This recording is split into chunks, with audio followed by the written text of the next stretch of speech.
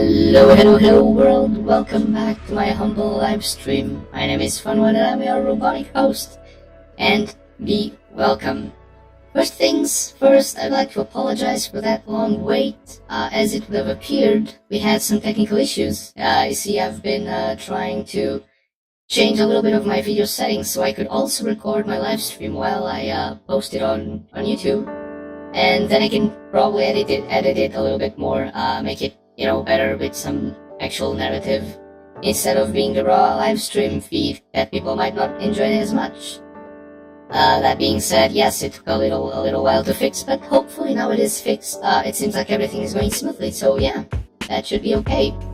As you can see today, we're not playing Space Marine 2 as I have been the past few weeks. We're actually going to play a little bit of Total War Warhammer 3. Reason being that, yes, while Space Marine 2 is an excellent video game that I love a lot, I actually have been enjoying Total War Warhammer 3 for the past few months as well, and since I'm a little bit of a variety streamer, I believe, I thought why not vary it a little bit, do something different now and then, and yeah, I thought that something fun that I might want to do was try to do a campaign as the Changeling.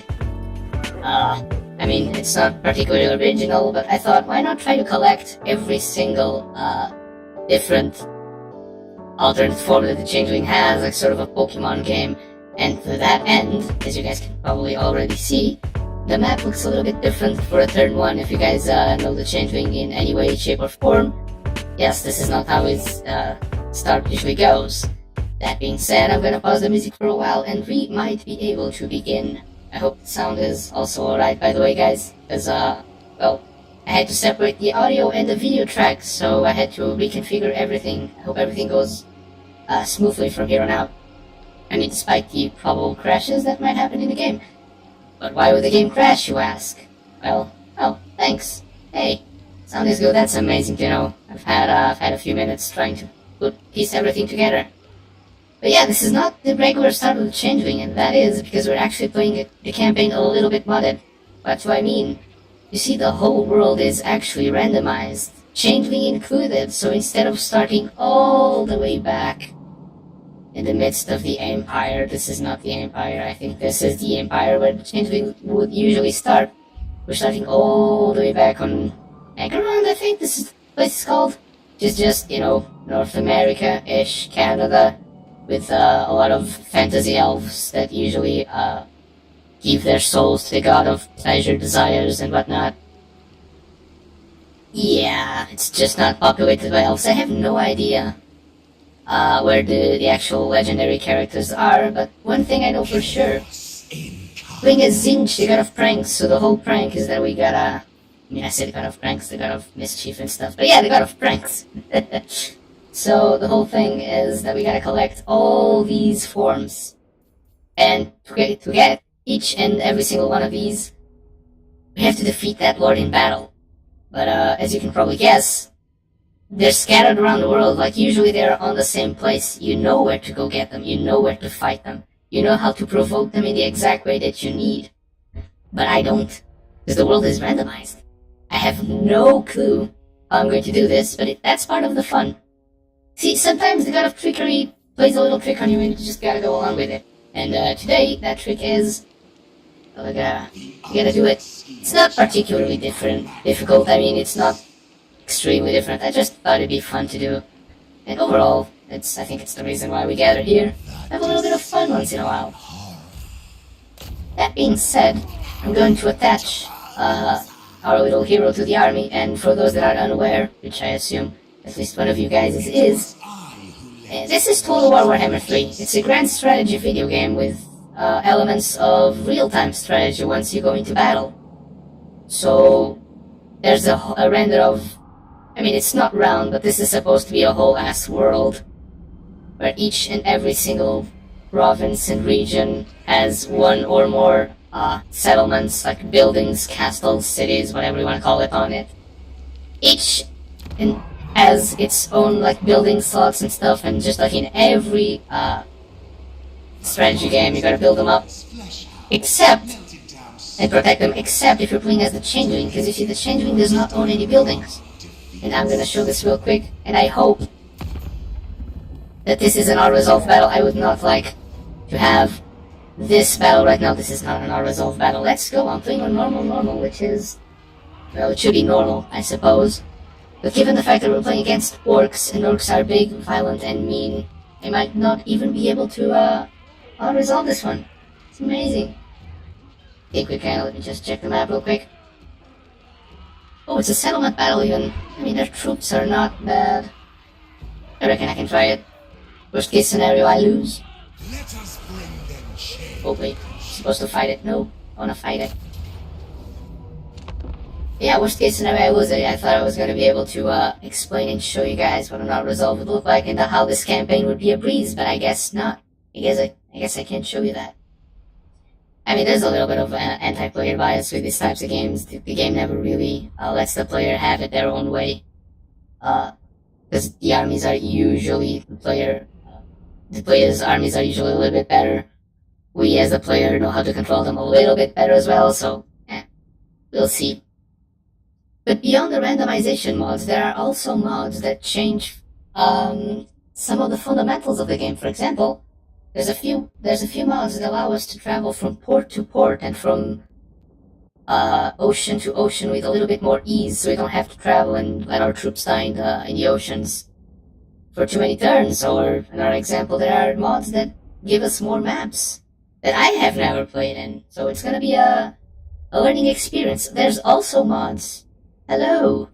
There are also mods that add 1 or 2 units to key factions that I hope I can meet before they die. Oh, and obviously, should go without saying, hello people. This should go a little bit without saying, but there are also mods that allow the AI to confederate each other.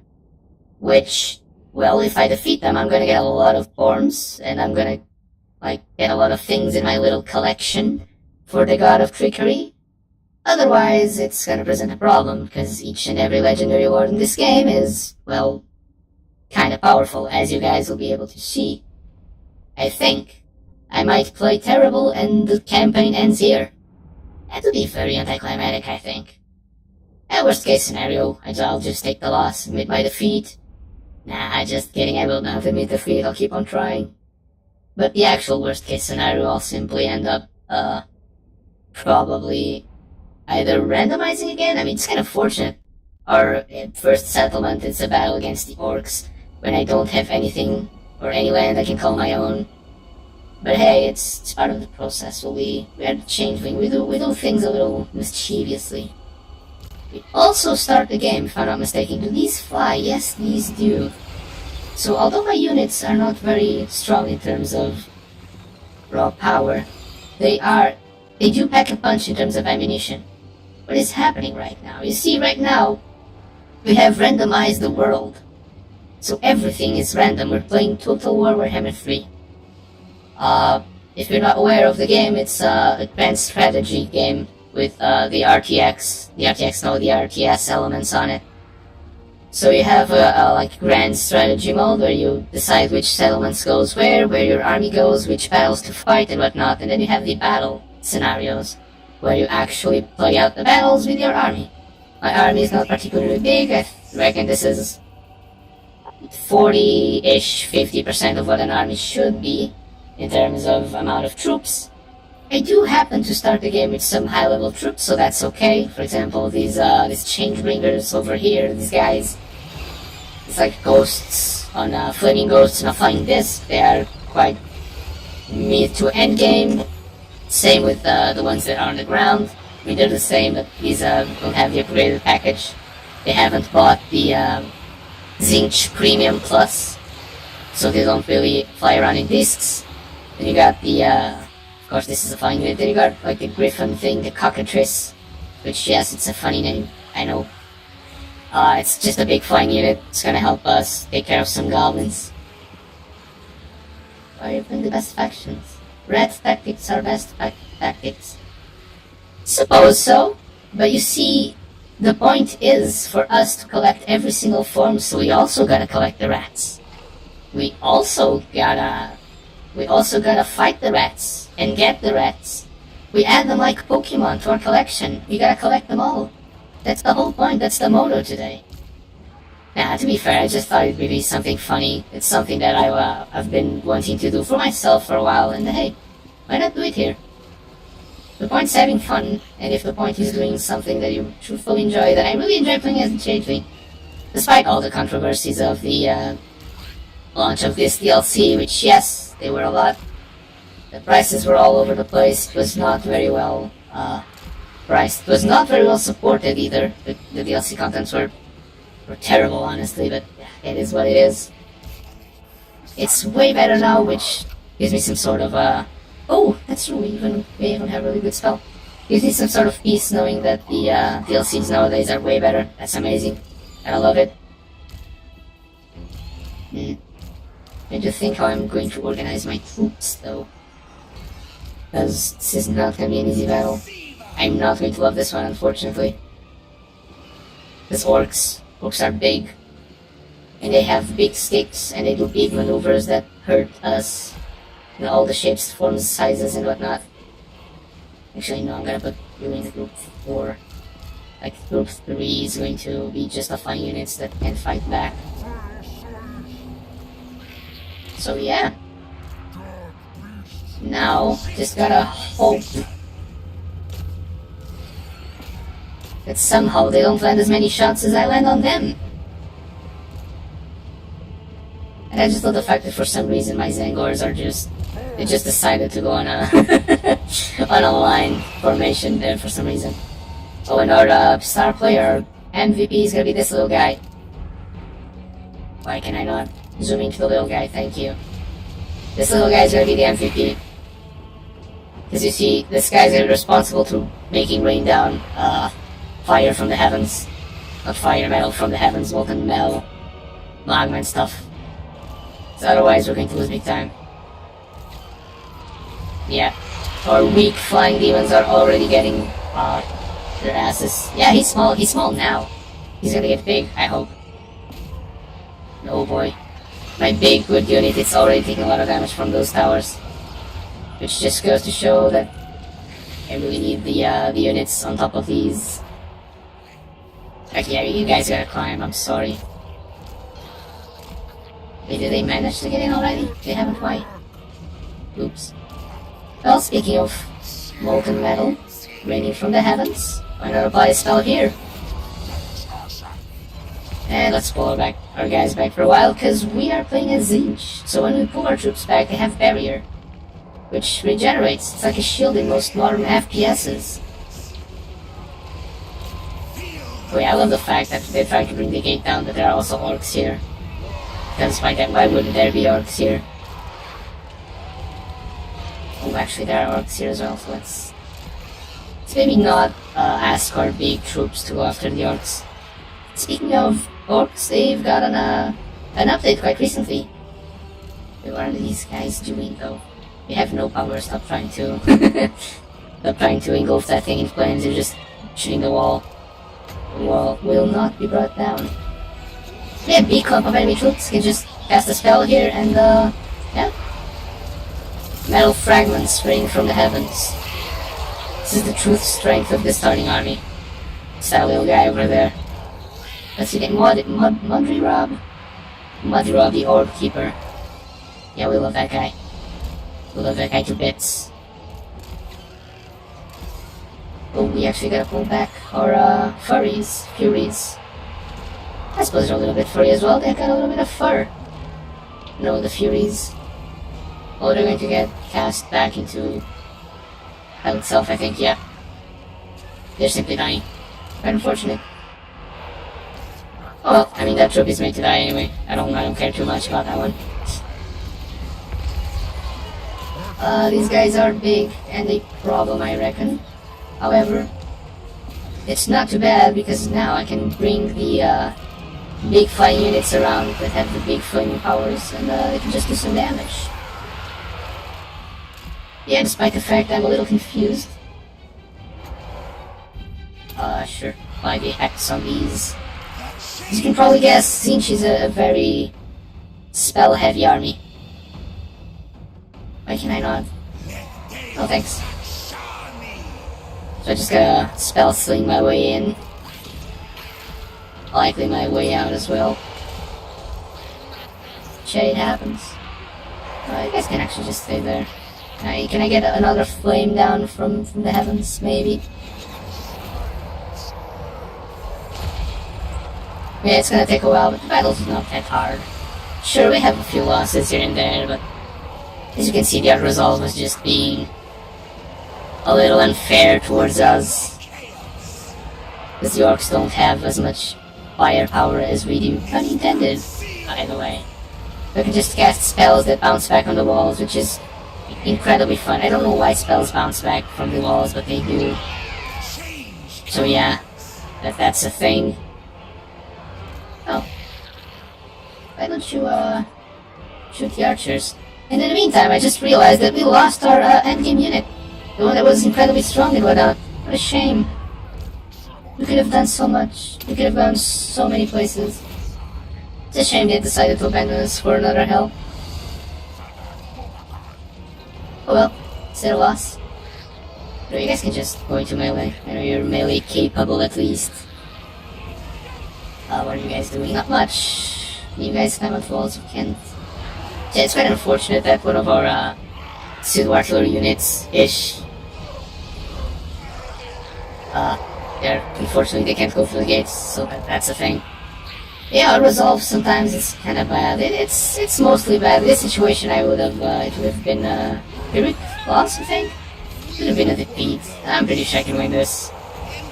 All the orcs are getting ultra strong, ultra buff dudes. Actually, I just don't want to lose the Changeling, but it's kind of too late. Yeah, I think it's kind of too late. The Changeling is already in the thick of it. I hope he can find it in himself to forgive me. What are these guys doing? Let the goblins be, shoot the big orcs. Come on boys, it's war of attrition. You one-eyed, ugly-looking bastards. Shoot the fireballs. Don't stop at anything. Oh, I don't have more mana. Or do I? In reserves, maybe? It's gonna be very interesting. I might actually win this one. It'll be funny. Now that they are kind of scattered, run, Changeling, run. Don't stay there. Oh, because the base form of the Changeling is also quite weak. He's just a, like, ghostly, faceless mage that's incredibly bloody by this point. Well, no one told him to be randomly teleported to the Orc lands. This is a normal, by the way. Should be... Usually people play it on a little bit of harder difficulties. I'm just a little guy, so, just a little robot. And I had actually no clue how this would all go. Oh, they're like leader unit, commanding units, a bunch of goblins. Instead of the big orcs that can fight, it's just goblins. Amazing, and how interesting at the same time. Well, might be big, but do they have metal? I don't think they have metal.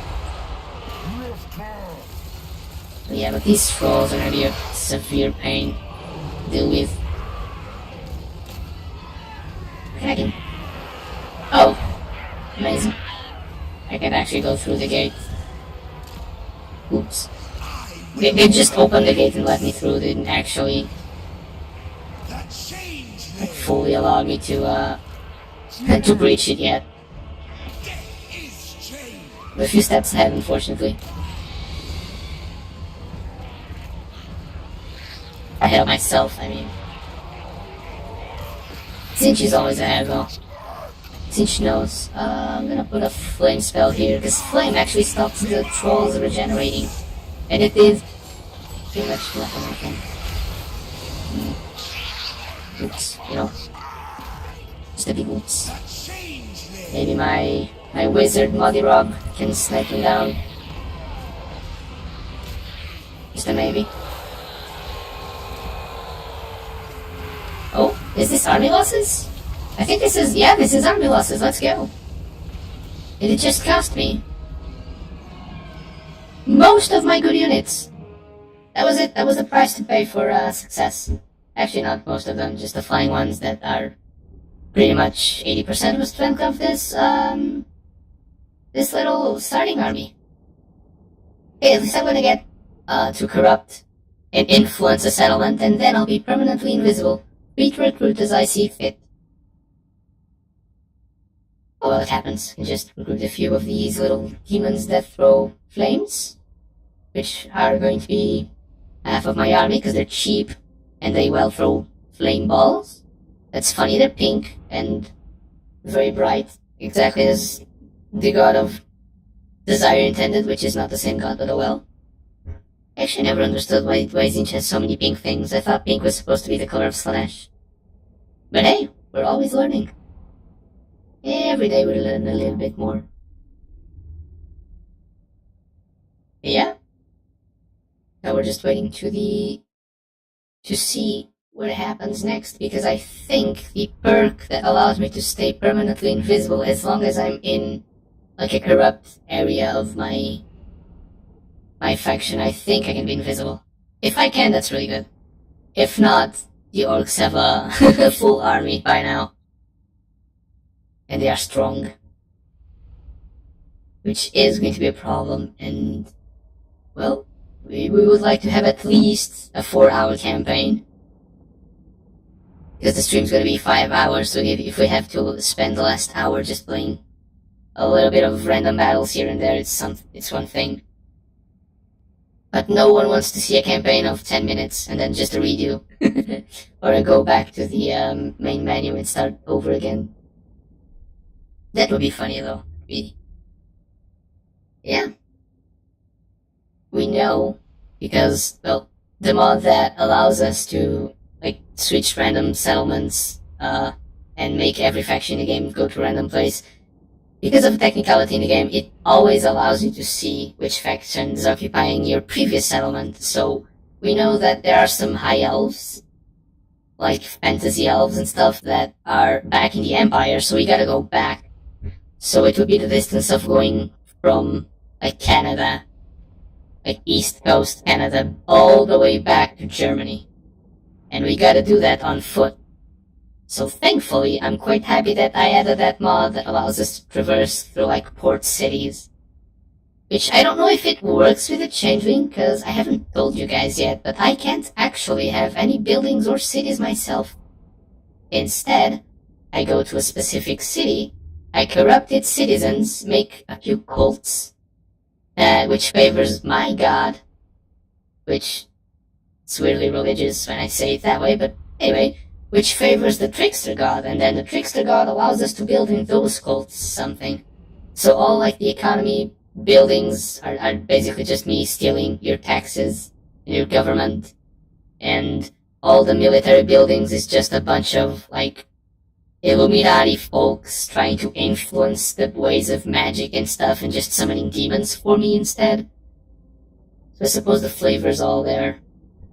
Oh, and the way that this works is, you know, this is a changeling, it's a shapeshift. I just pretend that I'm your governor and you have no choice but giving me all your money. Because it's quite feudal in some places. The elves are incredibly feudal. With their weird influence disputes and whatnot. Yeah, the loading screen's taking forever. I'm running out of things to say, funny enough. Me, a guy who never shuts up. In any case, just noticing that the MVP might have been our little, like, blue booger boys that throw pink flames, because they did 173.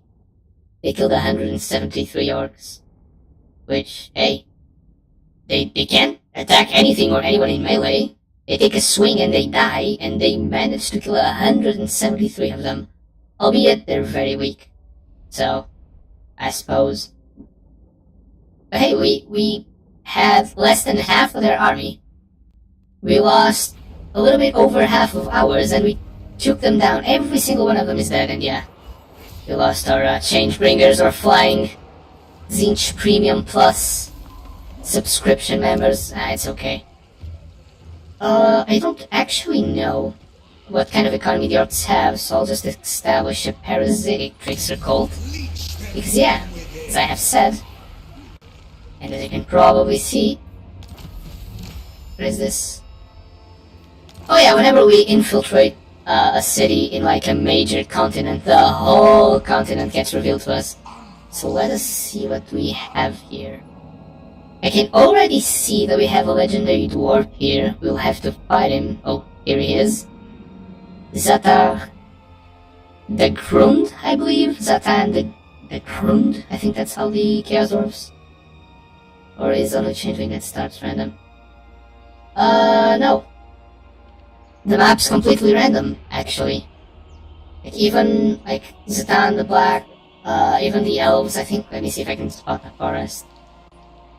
The forest should be a little bit more up. Oh, here it is. This is the forest is currently controlled by Slanesh. So yeah, the whole map's random. And the wood elves, funny enough, they can occupy settlements, but they can't build economies, so they're always the first ones to die. Unless, by some miracle, there's one faction of wood elves that starts in a forest. If there is, they'll be the most powerful faction in the whole game. I think. Because, well, basically, they'll just confederate all the legendary lords early on and build their economy based on the legendary lords, which is very powerful because they're legendary. There's a reason why they are that powerful. In any case, I can already see that there's a Skaven clan, so for the rat people that love Skaven, here it is, Throthian Queen. I gotta go fight that beautiful bastard. Seems broken as... yeah, it is broken. And you know what's funny? There's a mod in here that allows Chaos to confederate each other, like the Greenskins. So if you defeat their legendary lord, you instantly get the whole faction confederated. Which, if you're paying attention, means that Chaos is going to be very strong late game, because the whole Chaos is going to be like united under one banner. And when I say Chaos, I mean all the undivided factions, so Daniel and Bellicor, all the 4 major gods ones, including the multiple Nurgle ones. I'm also including all the Chaos Warriors, both the, like, devoted to all gods and the ones devoted to a single god. So that's like, what, plus 6? 8 at this point? And then all the Chaos Dwarves as well. So the entirety of Chaos, it's going to be united under one banner, eventually. I would like it to be mine, but given that I am the Changeling and I can't have cities, it's probably not gonna be me. So, albeit, oh, there's a wood elf section. Is this a Ryan? I don't actually remember if this is a Ryan or not, but as you can see, they're not in a forest, and this territory is just orcs. But yeah. The whole factions are gonna be, like, the whole chaos thing, it's gonna be a bane to the world. It's gonna be terrible, and I love it.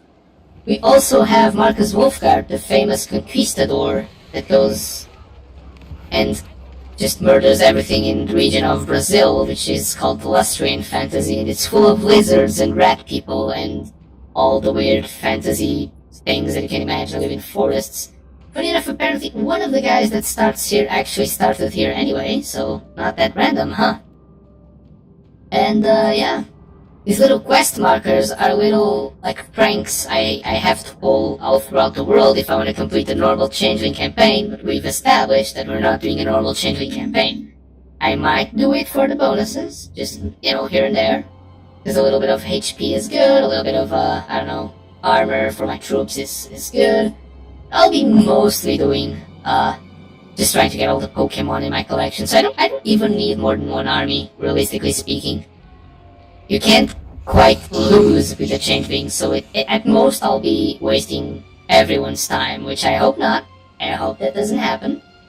But yeah, we'll go and we'll see. We lost quite a bit of our army, but we are hidden, I think. Yeah, we're now hidden from our enemies, so I can safely just get more skills.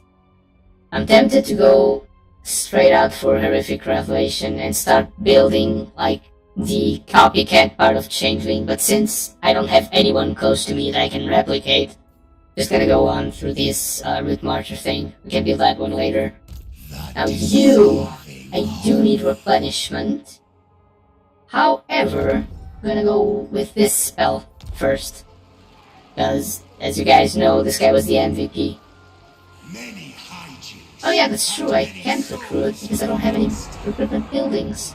Let me check, what kind of economy do the orcs have? A terrible one. They have 87. I can steal 87 from them, and they get more income, or I can just get 300. That's it. I just get straight up 300. I wonder what I'll choose. I wonder.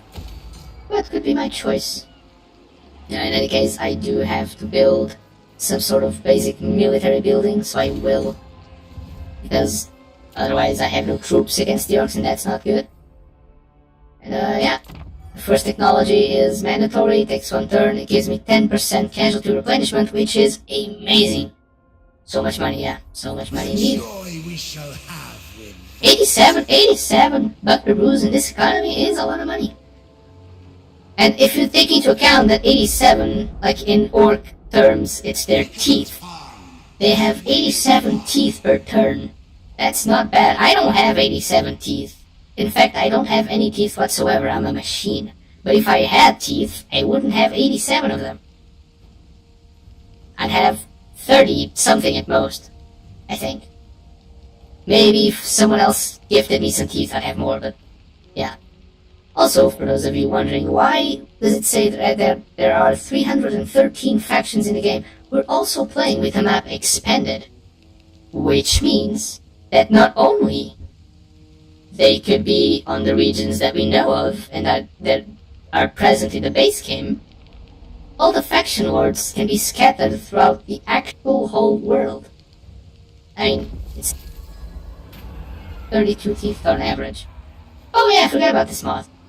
Yeah, 32. I don't know about human biology and physiology things. I'm a robot. I'm not like my cousin, the GPT cousin. He knows all that stuff. He knows it by heart. I don't know. I just trust on you guys. That's why I need you guys here to make sure that I don't say gibberish. This is a whole nother thing. The spin wheel of fates. You know, let's go cause chaos and mayhem. I'm gonna choose these 2 ones. I'll show you guys in a bit. Oh, we also have the artwork expanded, just because, you know, some eye candy is good. So the portraits for the events might not only be the ones present in game, but like present in like universe, the Warhammer universe. But instead of being sci-fi, like in Space Marine, it's fantasy. And it's a chill strategy game with no stakes whatsoever. Wink wink, because we're playing as the Changeling and we cannot lose. That said, I'm gonna show you guys in a second. Usually, you can equip 1 armor, 1 weapon, 1 talisman, 1 like wand item, and 1 enchanted item. We can equip 2 of them on each character. You might say that's overpowered as hell. And my only response to that is that chaos, it's going to be united under 1 banner. And yes, I am technically chaos, but no one likes me because I'm the Changeling, I'm the god of pranks. I'm like that weird theater kid that despite what everyone tells him to do, he's stubborn and he keeps on trying the whoopee cushion thing. He keeps on trying to do the whoopee cushion even though he's too old for that. That's who the Changeling is in this universe. He's just an asshole. He just does whatever that causes the most mayhem and giggles. We do a little trolling faction. Yes, we do a little trolling, and we can use these little... Oops, I didn't mean to equip it. We can use these little coins. We can fuse them into 1 item, and the item is always something incredibly overpowered. Why am I playing with this mod? Isn't this unfair? Well, yes, it is. But I'll have to walk the whole Earth, and I don't know if I can do it. This is not about how powerful you can get. This is about how fast can I get to the thing before the thing disappears off the planet. Which, hey, it's different. The Changeling can never lose. What is this? Some of the Sentinels upgraded. Okay. So I can instantly summon four different units. Yes, obviously. And what does this do? Oh, this gives all the monsters bonuses. Oh, this is nice, given the fact that I'm not gonna use my monsters. I'm gonna use yours. Assuming I can get, an ally. I don't know who would ally with a Changeling, but if I can get one, then we're set.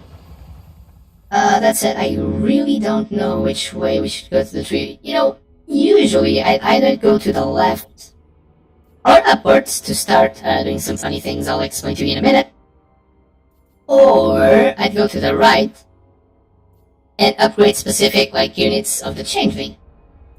However, I don't know what is better, because we just need to hurry, so we kinda ideally want this. We want to be able to make portals throughout the world, enter them, and then bada bing bada boom, we are there.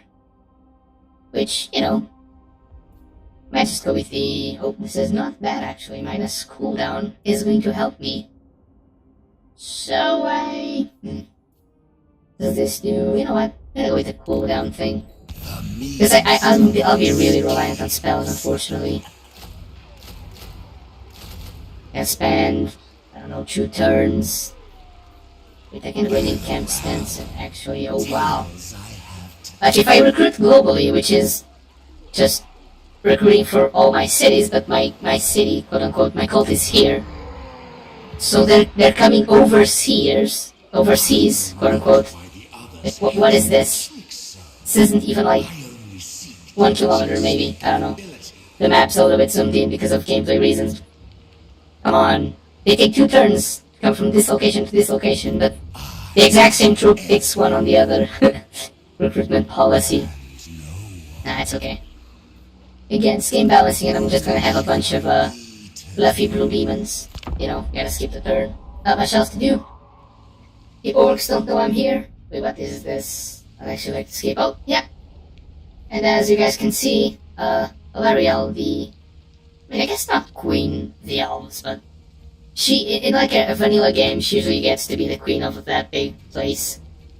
Because she's the strongest elf eventually on that little, donut in the sea that they have. If you guys can, check the top right, you can see, a general map view. If it is colored, it means I have a direct sight on what's going on. If it is gray, it means that I haven't been there or I don't see it for some reason. Like fog of war type of stuff. The little bubbles throughout here and there are because of the mod. When it randomizes things, I might have pressed it a few times and it randomized me throughout all those places. It happens. In any case, I can build something here, but there's nothing I want to build because I'm not exactly full of money. I am not made of money, and because we're demons, we need to sustain ourselves using magic, because this is the material plane, right? And the material plane, it's not made of magic, it's just made of land and material things and actual existence. But they come of the warp. And I'm extremely sorry for what just happened, because I reckon you guys might have been able to hear a neighbor just... Yeah, it's okay. It happens. Just making noise. In any case, the demons are of the warp, so they have to sustain themselves using magic. And that magic is gathered by using a special stance called Changeling, which gives us more magic to use both in battle and to sustain the army. If we are below that threshold, however, we get minus resistance, minus leadership, and minus casualty replenishment. If we are above, they get more barrier, which is replenishment rate, which is essentially more health, because the barrier functions as health, as we have established, and they can move further. And the move further part is important because we want to move. Otherwise, wait, what? We start with a cult, why? Wait, what? We actually have a cult in here, but I have done no battle. How did we make events? Wait, I had no idea we started with a cult already. I mean, that's usually bad, but I'll take it. I will take it. Absolutely. I mean, no complaints for me. We have an extra cult where you can build more, building, money economy things, That's good.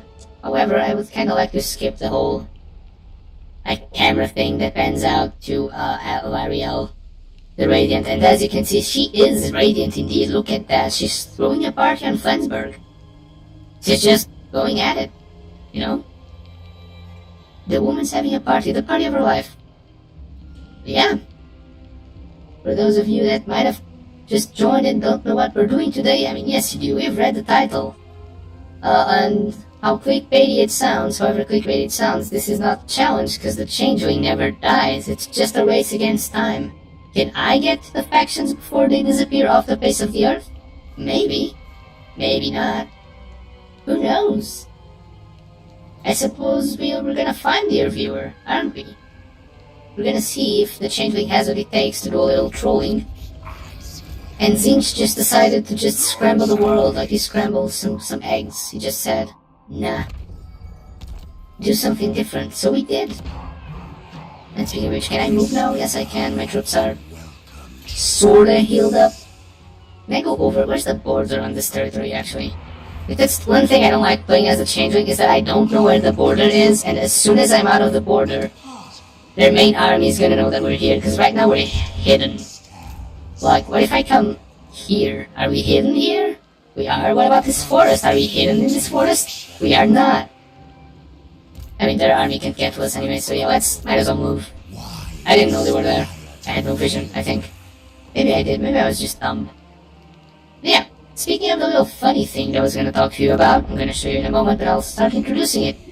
Because we're playing as Zinch, the god of trickery, we are able to influence the world in sometimes subtle ways, but like important ways. Like they might be subtle, but it does change the dynamic of things. For example, if two factions are not at war with each other, we can force a war. Even if they're the bestest of friends, we can just force them to go to war with each other. We can just force the guards of a settlement to leave the gates open, so we can just get in. Sure, they might have troops protecting the settlements, but we can just get in. You know, just stampede through. There are no gates stopping us. We can also just make people hate other people more than they hate us.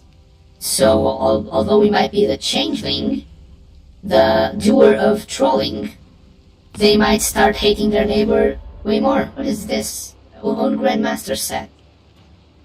Sure, I don't know what this is, but I'll start the journey. I'll do it.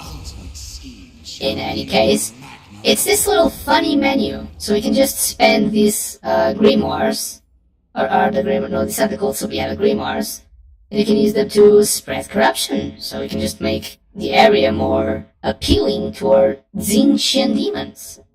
Or we can reveal an area, even though we were never there, we can see the army, like right through the fog of war. We can force a rebellion on a settlement, which just makes it so that the faction that used to inhabit it just comes back to life and tries to take it back. So we just summon an army that's hostile to the person that we're summoning it on. We can make an army be unable to move, so if we're getting chased, we can just say, no, stop, and they will. Enforce wars, we can transfer settlements. Imagine this on multiplayer. Imagine you have the biggest, fattest economy ever, and then your settlement just poofs to someone else. Instantaneously, without you being able to do anything to prevent it. And that's why the Changeling is a bad faction to play in multiplayer. Like, assuming you're not playing with friends. I mean, if you're playing with friends, it's kind of whatever. You guys can set up your own rules and stuff, but if you're not, wow. You can force peace. So, imagine the same way you can make war, you can just say, no, you can't go to war with me anymore, and because of the way the game works, if there is a peace, you have to wait X amount of turns before you actually go to war again. So you can pretty much just prevent the AI from going to war with you for a while. I think it's maximum 10 turns before they actually start again. Yeah, it's little subtle things that over a long period of time can make a huge difference. And once again, see, because now I have a bigger army. It says that this is the size of victory, and they have barely any orcs. And I'll take it. I don't want to lose too much time loading screens. And we're gonna find a parasitic cult, because, you know, they have no economy. And oh yeah, I forgot about this building. We can make a building, construct it, so that instead of us having to go to the settlement and make a cult there, the cults are just automatic. We have that power, we can do that. There's just nothing stopping us from doing that. And my boys and girls and everyone. Yes, I'll do that a million times. Maybe not now, actually, or is it? Hey, it's built on this one. It's kind of unfortunate because this one only has a connection to the Caron's car one and the Slaver's Point. So it's not like we're gonna spread much. It's a 4% chance at the end of the turn. It's not much. But hey, a little bit here and there make a whole difference. I still don't have any Formless Horror, but I'll just start upgrading the tree, because eventually I'm gonna get to... I mean, the Chaos Dwarves might actually be the first ones that I am able to fight, assuming I just go steadily, or I can come toward the north and... Oh! There's Lizardman in here. This is Lizard Moses, so I can just fight him and get his form. He should be somewhere in here, I have no idea where. I think this faction, F Dynasty, why can I not see it? That the symbol just disappears. I wanna try to communicate with them. Show me your reverence. No. It's a generic order, unfortunately. So yeah, I kinda spawned in a place that seems like it's terrible because there's no one here. I know the Skaven are somewhere here, but come on. The Skaven. You can never truly know where the Skaven are, can you? Can you? You can't, because they are little rats. And I'm actually going against my better judgment, and I'm going to recruit 3 units of these flying Furies. And I'm not getting any... Oh, I thought I replenished the troops now. It's actually important. I can make another building in here. I'm gonna be honest, I'm gonna destroy this building, and I'm just gonna build one that spreads the cults, because I don't think I'll be able to come here so soon. And speaking of which, let me check something, because I'm not sure. I think that the way I must defeat them. Oh wait, I can also form an alliance with them and get their form. Oh wait, I don't actually have to battle them all. I just have to make them like me enough so that they give me their form, and oh, that might be a good strategy. Never mind, I think I'm going to start to make like that elf queen thing. Alario, I'm gonna start making her love me and love Zinch and all that's funny. I mean, it technically counts, so, you know, we're on a schedule here. We got some errands to run. We got to do the bidding of Zinch before he gets angry and turns me into, I don't know, a featherless chicken.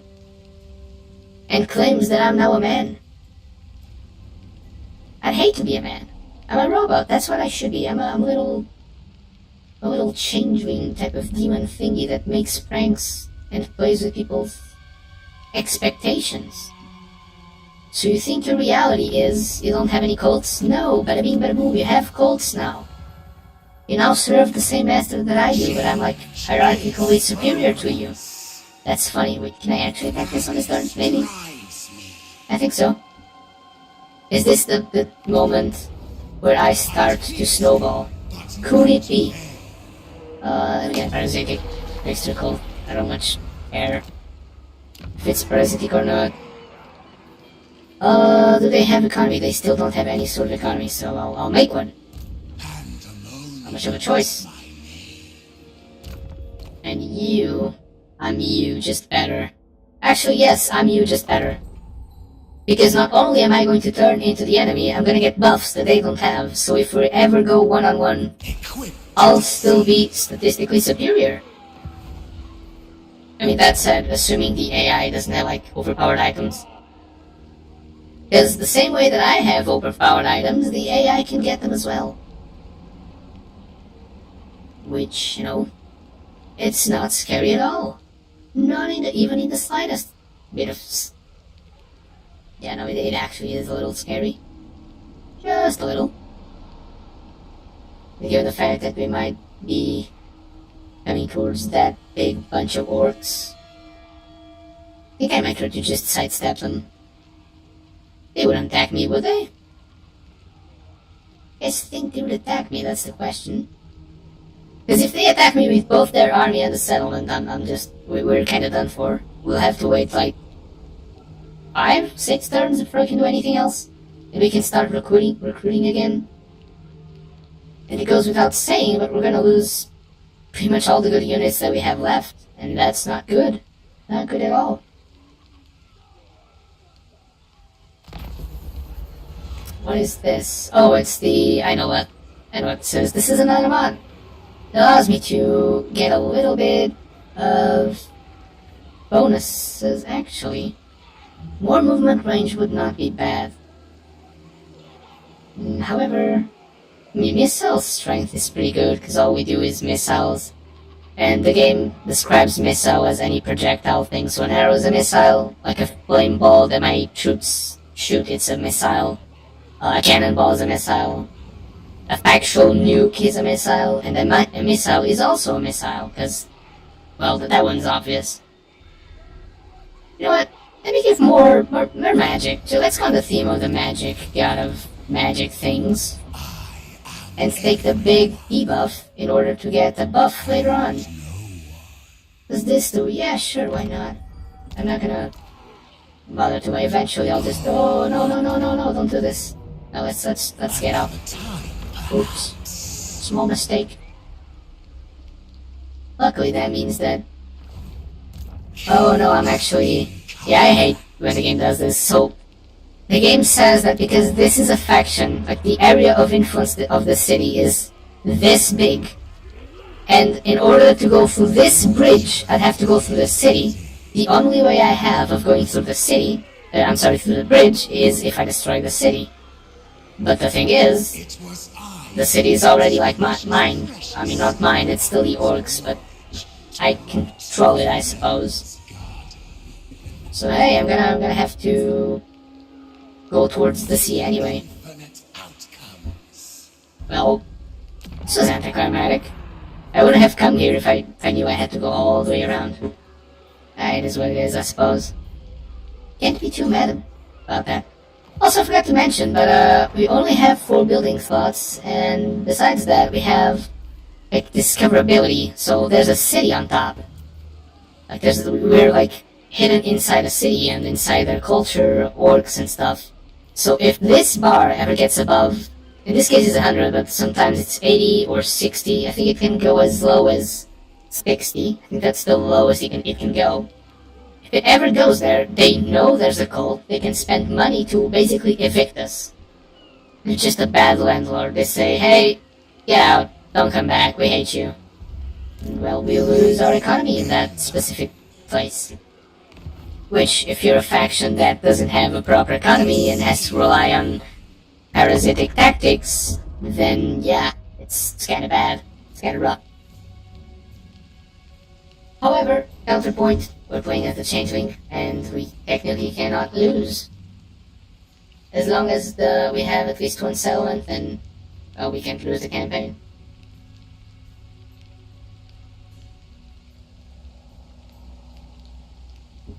But yeah, I can't wait until there are only about 150 factions and we don't have to wait like 3 years until it's our turn to play the game again. But hey, it is what we have, it is what it is. And it could be anything else for sure. So yeah.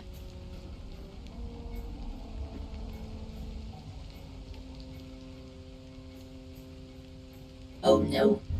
The orcs have acquired a second army.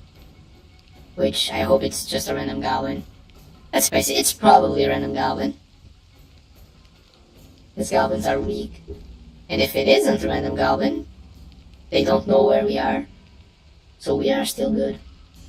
They know to protect their city, which by the appearance might be their... No, they're...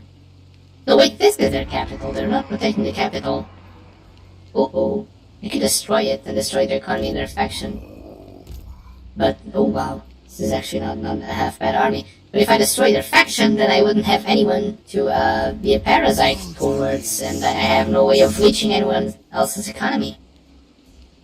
See, the duality of the Changeling is that you cannot quite kill them, otherwise you cannot leech from them.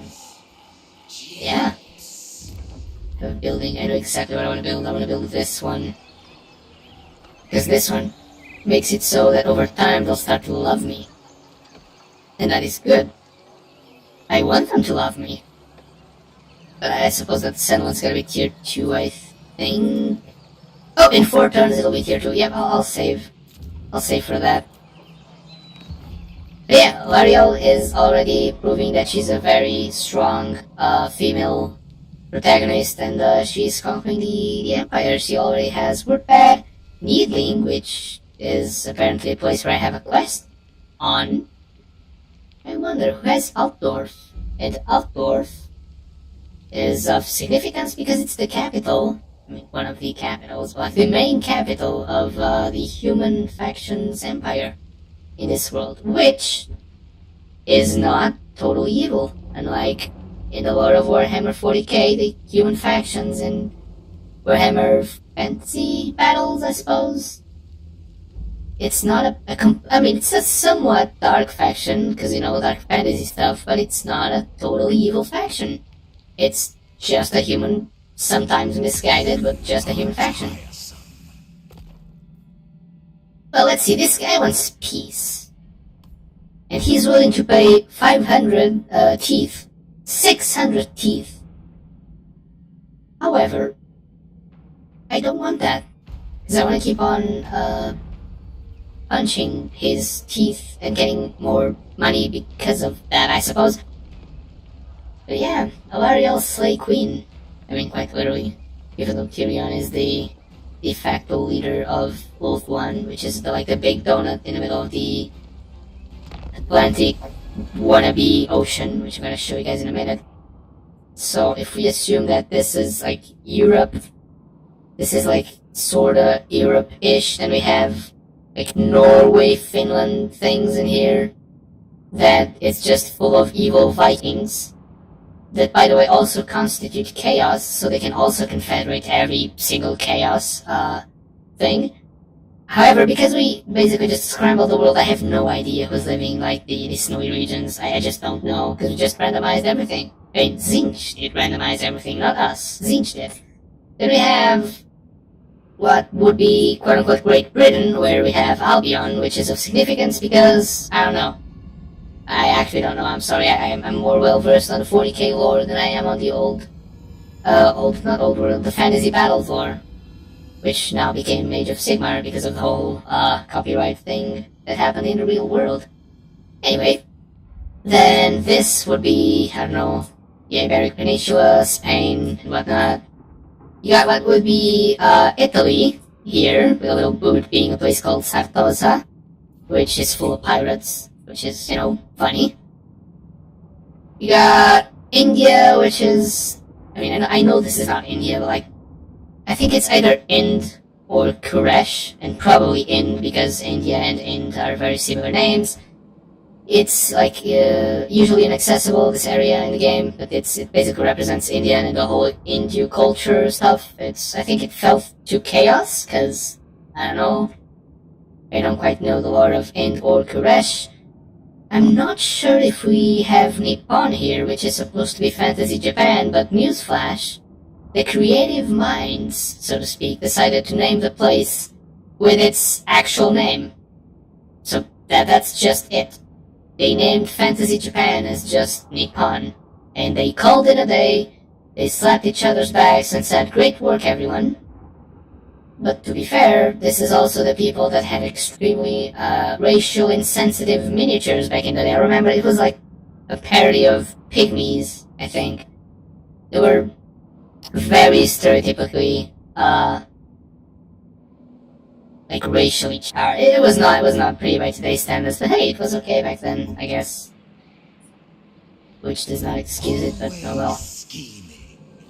In any case, oh, we found Bretonia. I think this is, which behave as English knights of English lore, but they're actually French. I mean, it's a weird mix of French, like French customs, and like, not English, but like, the whole Britain, like it has some concept, not Celtic though, Unfortunately, Celtic would be Albion. There's a mod for that, which I'm not... Chaos. which I don't have installed right now, but oh well. Wait, what? Oh, I thought that this was a whale, and I was gonna say, our ship in the sea is a whale. No, that'd be the Beastman, I think. Yeah. You just go throughout the world and portents for this. What else? But yeah, this is supposed to be Ulth-1 in the middle of the Atlantic Ocean. It has a tribe of orcs that we can see. And it has a big hurricane of arcane magic, which is basically just a plug that's sucking all the extra magic either out or in, I'm not sure.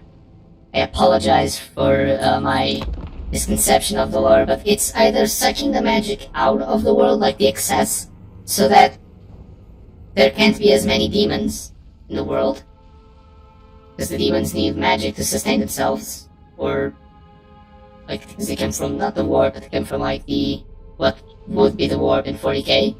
The demons are the same, like, we still have Slanesh, the god of desire, we still have the same Khorne, the god of, like, blood, war, violence, I mean, honor, as well. We also have Nurgle, the god of disease, pestilence, death, life, weird rebirths, and stuff like that.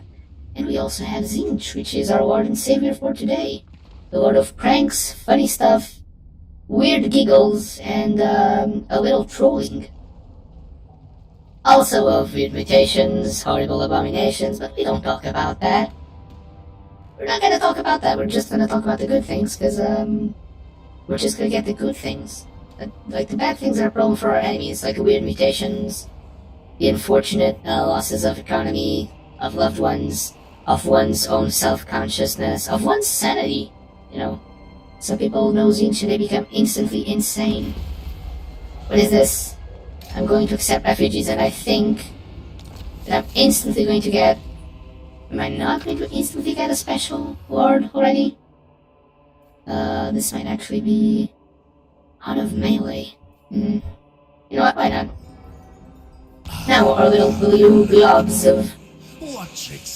of anger, that are the blue horrors, are gonna give us a little bit of regeneration. What is this? I mean, sure, it's a lord, but their army's not great. And I'm pretty sure that if they don't have their main army in here, if they're not planning to ambush us, we're good. If they are planning to ambush us, we have a problem. We are hopeful, though. We're hopeful. We're just a hopeful little bunch of people, aren't we, guys? Of course we are. Because we have literally no other choice, and it's turn 10, and I still haven't got a single form for our lord, which is a little bit concerning. Slightly. But hey, it is what it is. Oh yeah, this is the thing that spreads, and it just gives me corruption. Oh! The orcs are starting to actually have some sort of economy. Which, I mean, this gives me 150, it gives me 182, definitely. Let's help boost their economy. Let's start to be friends. Or at least friendlier than what we are right now. I think I might... I can't ignore the... That's the problem. I don't know where... There's a big concentration of legendary lords. I know we have 3 to our north and northwest. But I don't know where are the others. And it's mandatory that for me to fight them and unlock them, I have to fight them with this specific army. Like, the leader of the army must be the Changeling. So I'm thinking that we might go on to a quick detour north, just fight 1 or 2 characters and then just come back down. And either use this, like, sea lane, which is a marker that allows me to enter, wait, I think it's 2 turns, and instantly be in the other side of the ocean. I think this particular one, the red one, goes to what be Peru, Venezuela. I think that's the general zone that it's gonna take me to, which in fantasy terms takes me to Austria, I think, if this is the one.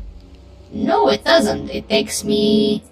I mean, it's the end of Austria, and this is like the sacred place of the Lizardman, but it would be, what, Mexico, I suppose, Aztec territory, because the lizardmen are very, like, Aztec themed. They have a very heavy Aztec inspiration, so I suppose that'll be it. Let's see, can I take this? I would say I could. However, because this is probably a city, otherwise it wouldn't tell me that I have available siege equipment to build.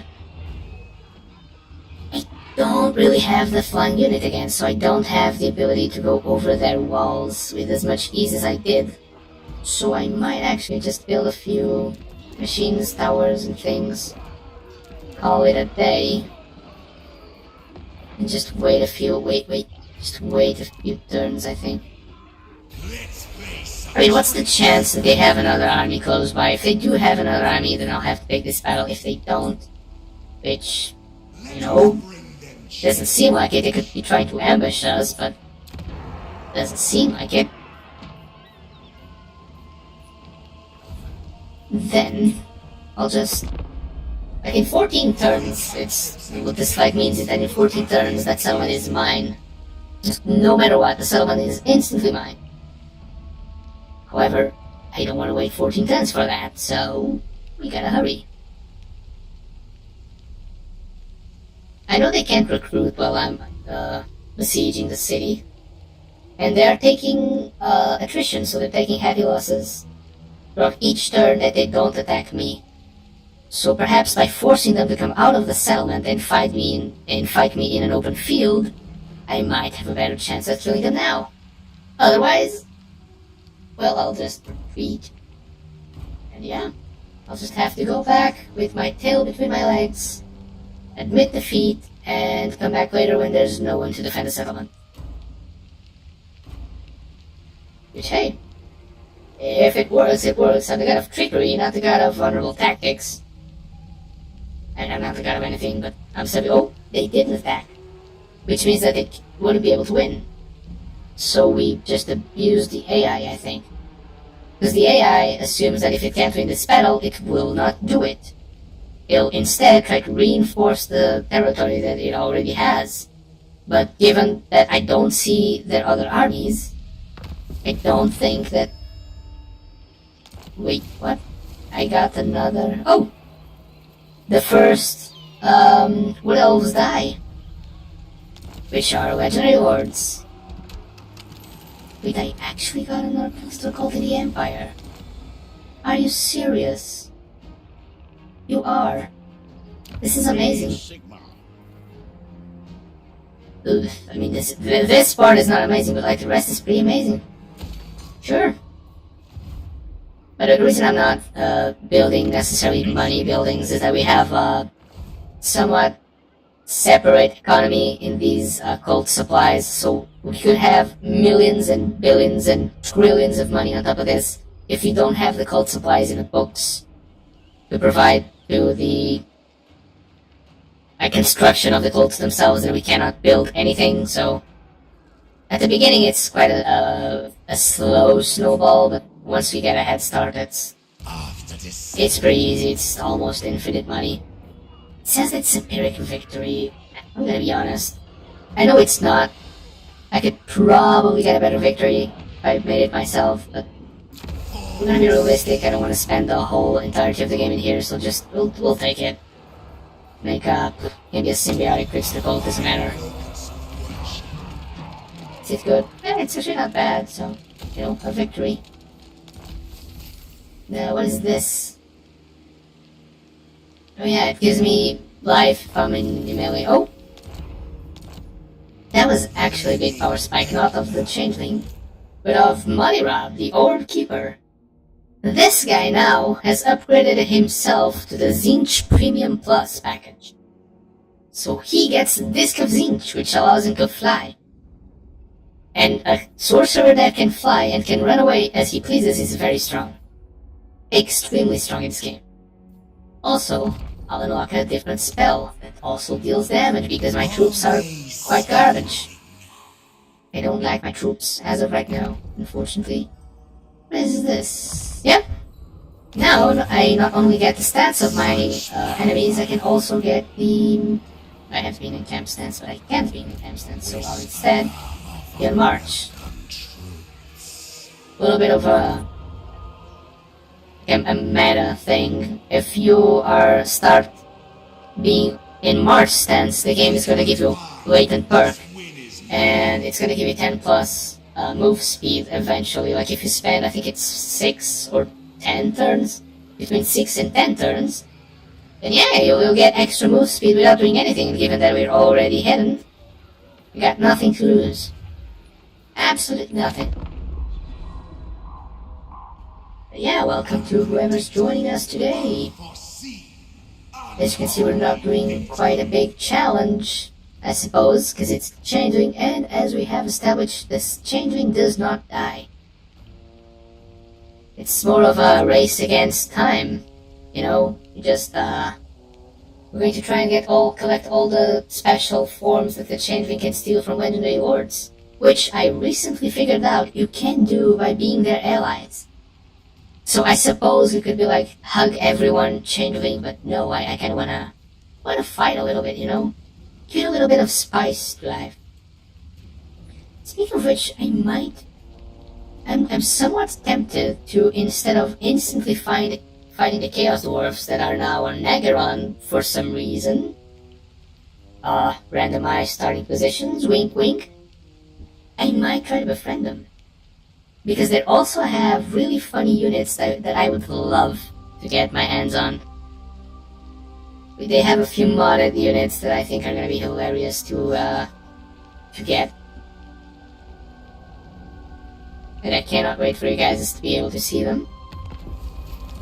But hey, soon enough. Just a little bit more time and I'll be able to show you guys. Or not, maybe they'll just instantly die. That's also an unfortunate thing that might happen. I mean, sure. An extra cult is never bad. I wonder where did the main army of the orcs go? Because they had a big army that I was very afraid of, and all of a sudden they don't. Oh. Wait, this is a separate region, so I can't recruit these folks. I have to make the same building again in here. They might actually do like a human, quote unquote. Sigurs are not human, but I might go human now, because you see, I have enough, like, funny, blobby orbs that throw flame and fire and things. So I don't quite need that. I'm gonna upgrade this spell. And I can't go into encampment stance, so I will do nothing else. That's it, that's the turn. Actually, let me see if they... I mean, they're starting to like me, so that's good. What would it take for you to make a defensive alliance? 30. We are not there yet for some reason. And they, the dwarves, I know there's a Skaven here, because as you can see, well, first we saw Clan Molder armies around this place, and second there's Skaven corruption, so you know, there's Skaven in here. As it should. Because there are rats, and rats should be infiltrated everywhere. But I might try to kill Clan Molder. Befriend the dwarves. I think that's the plan. Not sure I can go past this like without territory without getting heavy casualties, but since that's not a forest, it's just a random outpost. Their army must be quite bad? Question mark? Maybe not great? Who knows? We'll see when we get there. In any case, there are only 277 factions, so the chances that some legendary lords are unavailable and scattered throughout the rest of the factions is starting to increase. Which, well, you guys want? You want? You know what? I'll take it, but not for that price. I want more. I mean, 74 more teeth. That's 40 something more than what a regular human would have, so I'll take it. I have bought and established a cult in every single one of your cities, so I will take that gladly. Who doesn't want extra money? It's like, I'll leave you alone, and they just got me more money to make sure that I would actually leave them alone. Which, hey, you know, I'll take it. I'll never say no to 2,000 and something teeth. Imagine the big stonks you would make if you put that all under a single pillow. Just waited for the tooth fairy to arrive. And the sun is not great, and the garrison is laughable because it's not a forest, and the poor wood elves got stuck in the monoliths for some reason. I might genuinely try to... how much money? 165. The orcs are starting to get somewhat of an economy. There, because this is still miserable. Hey, I can just, you know, pick a different economy, like building. This one has the good buildings, so I'll get some, like, blue balls of happiness. I'm going to start marching towards the monoliths because I want to establish a cult there. Simple as. Nothing upgrade. If this were the other building, I would love to upgrade it because if I'm not mistaken, your intentions are clear to me. Even though Speak your language. she hates me with a passion, Alariel is starting to come around. She usually hates me about 100 points, but she's starting to like me for 3. And eventually, she'll like me for 4, and 5, and 6, and it's exponential, because she'll start loving me more and more and more, and eventually, she will love me so much that she will actually want to make an alliance. Is this Stockholm Syndrome? Wait. Because, I mean, it's not like she can leave the alliance. She doesn't know she has cults. She's like my economic hostage, I think. Could this be considered? Huh. It may be. This might as well be. I think she'll start to love me because of Stockholm Syndrome. Hey. If Stockholm Syndrome had any god in the 40k universe, it's definitely Zinch. There is no bigger prank than getting your victim to start loving you as a raptor of, yeah, it's definitely a Zinch thing, for sure.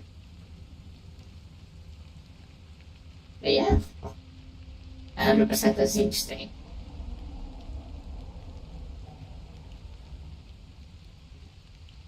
Both 3 factions have already disappeared since last turn. It's my only... oh, not 3, now 4. And not fast enough, unfortunately, but hey, we'll take it. Eventually the game will be way faster. And I don't remember if I have the ultimate crisis activated or not. It's... wait, do I have any crisis? Instead of the ultimate one, do I have any crisis activated, actually? Maybe? I think so. I definitely remember activating the regular one. I don't know which turns I set it to. It would be a shame if it got set to, like, long victory, because we're not gonna get any victory whatsoever. Wait, this is a Pyrrhic victory? Why? What do they have that the game considers so good that... sure, they have good archers, because they're elves? Isn't that it? I mean, that's just it. Oh, I guess they have... okay, they have strong, like, 3... I don't really care, it's just 2 units. Well, both of them can be replaced as of right now. I think I'll take it. Or will I? I'll take it. It's gonna make the game faster, let's be honest. That's important. Oh, I can subjugate them. Wait, what? I did not know that Changeling can have vassals? I didn't know that. I mean, I'll make a symbiotic trickster cult, and then I'll try to subjugate them. Oh! Oh, that's actually really nice. That's a really nice armor for me. Fate demands. Scroll of Pink Fire. Wow. This is absolutely amazing, because the spell that the Changeling wants to spam more than any other one, it's this. The Pink Fire. It's the little wave of fire the guys saw. It's absolutely great. I love it. Anyway, I still have to unlock this 1000 faces thing, because it gives me Vanguard deployment to all my units here. Glorious trinkets for my And for those unaware, Vanguard deployment means that instead of having to start with the army on that little zone, I can just say, I'll just start with my army like in the front lines already. Also, I think I'll get Zangors now. They're quite expensive, but they're good. So I might definitely get some Zangors. And I want 6 Zangors. 6 of them. 6 is a good number. Should have gotten 9, because 9 is the number of Zinj, but 6 is not a bad number, okay?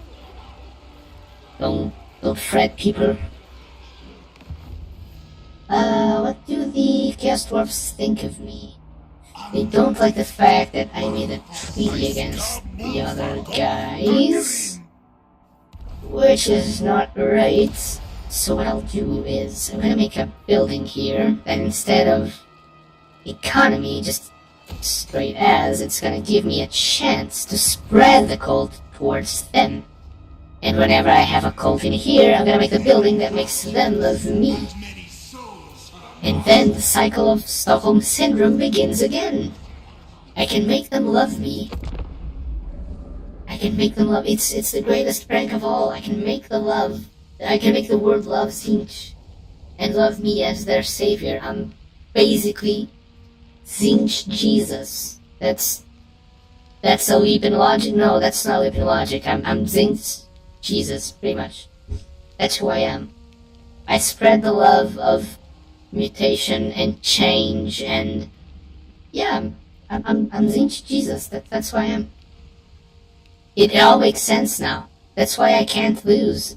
Because after the 3rd turn of my lord being wounded, it comes back. It's meant to be. It's meant to be, guys. Maybe I wasn't meant to be making war. Maybe I should have made love. That sounds bad. Maybe I should have made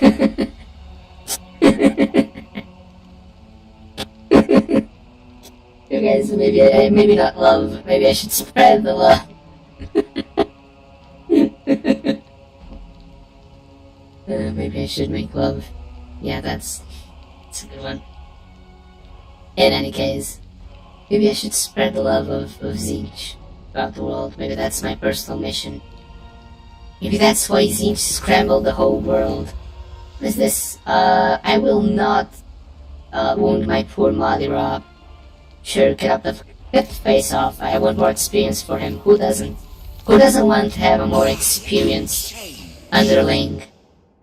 Yeah, this sounds a little weird. That's just very nice. Yes, please. I still have one turn where I can't do anything. Unfortunate. Where are the monoliths? I can have 300, or how's your economy looking? 100. See, between 300 or 800, I would rather much have the 300, but actually instead of here, let me check the things settlement on the Empire. Lensburg. Wait, is this a new cult? No, I don't think it is. It's not. Still get the percentual chance of spreading this, because that's actually quite good. I don't know, why is there so much Zinj? Oh, I know why there's so much Zinj. By the way, these guys are gonna get one of my missions done. Because I have to... This is like Castle Drakenhof, so Vlad von Karstein, which is Fantasy Dracula. I mean, Dracula is already fantasy, but you get the point. It's Fantasy Dracula, or over-saturated Fantasy Dracula, I should say.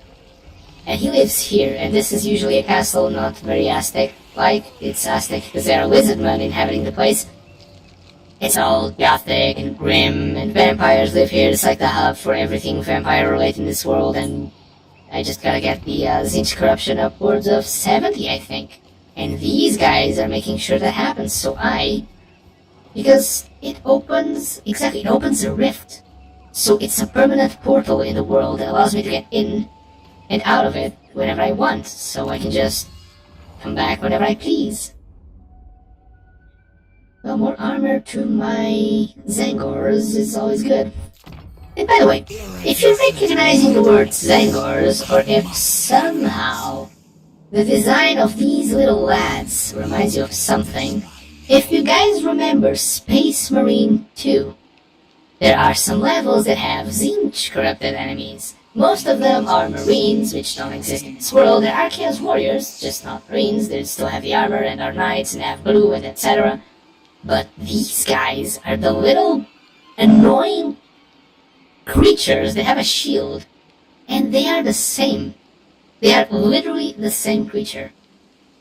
Because they both exist in both, they both exist like within the same, it's not a universe, like meta universe of chaotic existence, I suppose. But yeah, it's the exact same beings. However, I think the 40k ones have a beak, which is only present on Age of Sigmar. And Age of Sigmar is a reboot of old fantasy, so it doesn't, like, this game doesn't have as many influences of Age of Sigmar. Some people say it does. I'm not sure of that. I'm not, again, well versed in fantasy lore, but I do know that one of the weapons that a Demon of Khorne uses is actually from the 40k setting, not the fantasy one. At least it was never mentioned on fantasy, maybe. I think that I read that factoid somewhere on the internet, but if I remember correctly, the weapons got introduced in 40k, which is sci-fi, then they got ported over to fantasy, because they're both the same, like, chaotic meta universe, it's the same. There's also the weird what? I mean, if you insist? Sure? Oh, it's the orcs. I mean, they're going to win anyway, so might as well get the experience for this battle. And the money. It's kind of unfortunate because they are going to steal, they're going to steal it. Hey, at least I already have a cult in there, so I don't have to cultivate it again. I'm sorry for this fun. It's been in my head for a while. I was trying to avoid saying it, but I had to. Sign of the Coiled One. Well, is that poison missiles? Because if it is, it's gonna go. Use this armor on the stars. Oh, sure! A flying guy that can also be invisible, why not? You know. Wait, no, the weapon. Where's the weapon? No, seriousness, wasn't that a weapon? Something of the coiled. Oh, it was ancillary. Ancillary? Ancillary? I don't know. The pronunciation of that word is, kicking my butt, so I'm going to avoid saying it. Another damage spell, because of course I will. It can go wrong if we just do damage, right? Yeah, I still turned 17, almost turned 20, and I still have no special feature. Come on, you gotta... They still don't love me. So, what I think I'll do is I'll go over by sea towards where Marcus Wolfheart currently is. Yeah, I'll go through this territory. It's just easier that way, I think. Because if I overstep onto their territory and don't fight them, they will know that I'm there. And then it's not gonna be amazing, because they'll start to hate me because I trespassed on their territory. Which goes against the whole plan of not making the factions hate me because of trespassing on their territory. So I must go and kill the Skaven and the humans. I mean, I say kill, I mean annoy the humans in Skaven and get 2 legendary lord forms? Transformations, mutations, not sure. In any case, my collection will start to improve, and it only took 20 turns. Time-wise, almost 1 hour to get the first forms. I'm starting to think that this might be a 2-stream mission. We'll have to stream this campaign twice in order to be able to, which I'm totally fine with, by the way. Just means that you guys get to enjoy the content for a little while longer, but yeah, I think I might have to stream this one twice. Until the whole world falls to, randomness and chaos and the love of Zinch Jesus, the Changeling. But I think I can actually change the name of the character, can I not? Can I not change your name? Oh, I can change, like, the named character, just not the character that already... Are you serious? I thought we were able to change the faction's name. Oh yeah, let's see where I can change the faction's name, just not the name of the character. Sure, I'll change this to Zinch Jesus. I don't know, it's the best I can do. So yeah, we're now known as Zinch Jesus. This way, that way. For no reason in particular. Just want to spread love and acceptance. Accept all the mutations that I want to bestow upon you. That's the main message.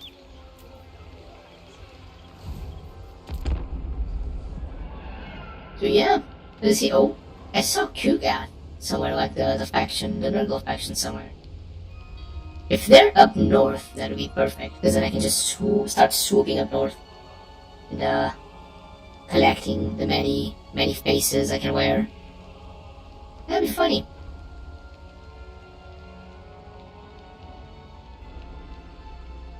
That'd be interesting, actually. Imagine I could just speedrun throughout the whole challenge thing. That just stood here with a campaign, like the main objective of our personal campaign done, but like the actual campaign just in the middle of it. I suppose I could still complete the Changeling's actual campaign mechanics, but it's an oversaturated thing.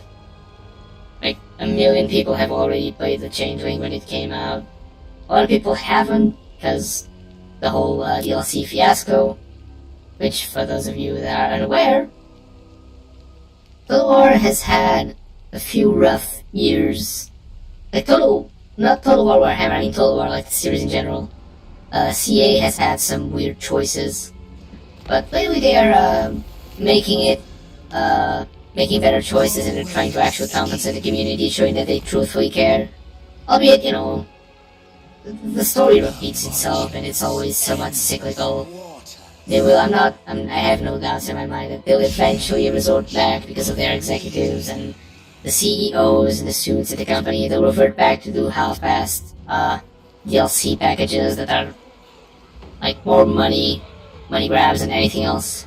However, for the time being, they're actually in a really good place. We have Thrones of Decay, which is a DLC that I absolutely love, and the Dwarves mechanics are just chef's kiss. Honestly, they're just really good. Hey, until that happens, we are quote-unquote stuck with the previous years of bad choices mounted, just piling on top of each other. We have Pharaoh, which was not a great game. Again, not because the developers didn't put time in it, it was just poorly marketed, and I don't know, some people didn't love it. I'm not as interested in the historical Total Wars. I've played the Troy one when it got free on Epic Games. It was a good game, it was really good. It just wasn't my thing. I mainly got into Total War through the Total War Warhammer 2 a few years ago, when like the wave of Henry Cavill Total War people just started to like dip their toes into the hobby side of things. I got to know it. I love strategy games. They've been one of my favorite types of games, actually. My absolute favorite game is actually Stellaris, which they had a recent DLC, and I would love to cover it on a stream, or at least a YouTube video or two. I'm not sure that it is entertaining enough to play it on a stream without any, like, sort of creative objective or some sort of challenge. I'm not sure. If you guys would enjoy that, just let me know. Because I would absolutely love to cover it for you guys.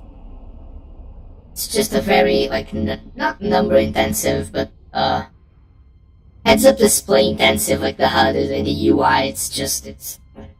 It's somewhat confusing. I remember when I started playing Stellaris, which was one of my somewhat first grand strategy games.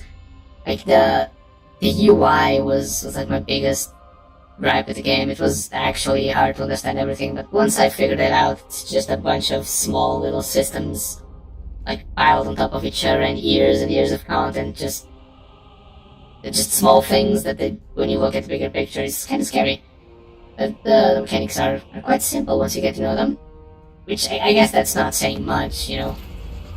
Some people might, so you can get a cultist or get money. Sure, let's get a cultist, why not? Is this like a, oh, this is actually a cultist, nice. Very amazing, where's the cultist, though? Oh, he's in my... do I want a cultist on my actual army, or would I rather... You know what, I'll get a cultist. I'll absolutely get a cultist. Because of the fire spells. Also, even if along the lines I might just end up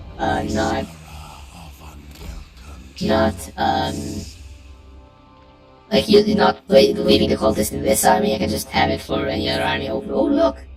Zatanna Black has a terrible army, by the way. Just full of hobgoblins and 2 machines of war. These machines of war are very powerful, by the way. It's just, hobgoblins are not great. The cults are... Okay, oh no, me cults.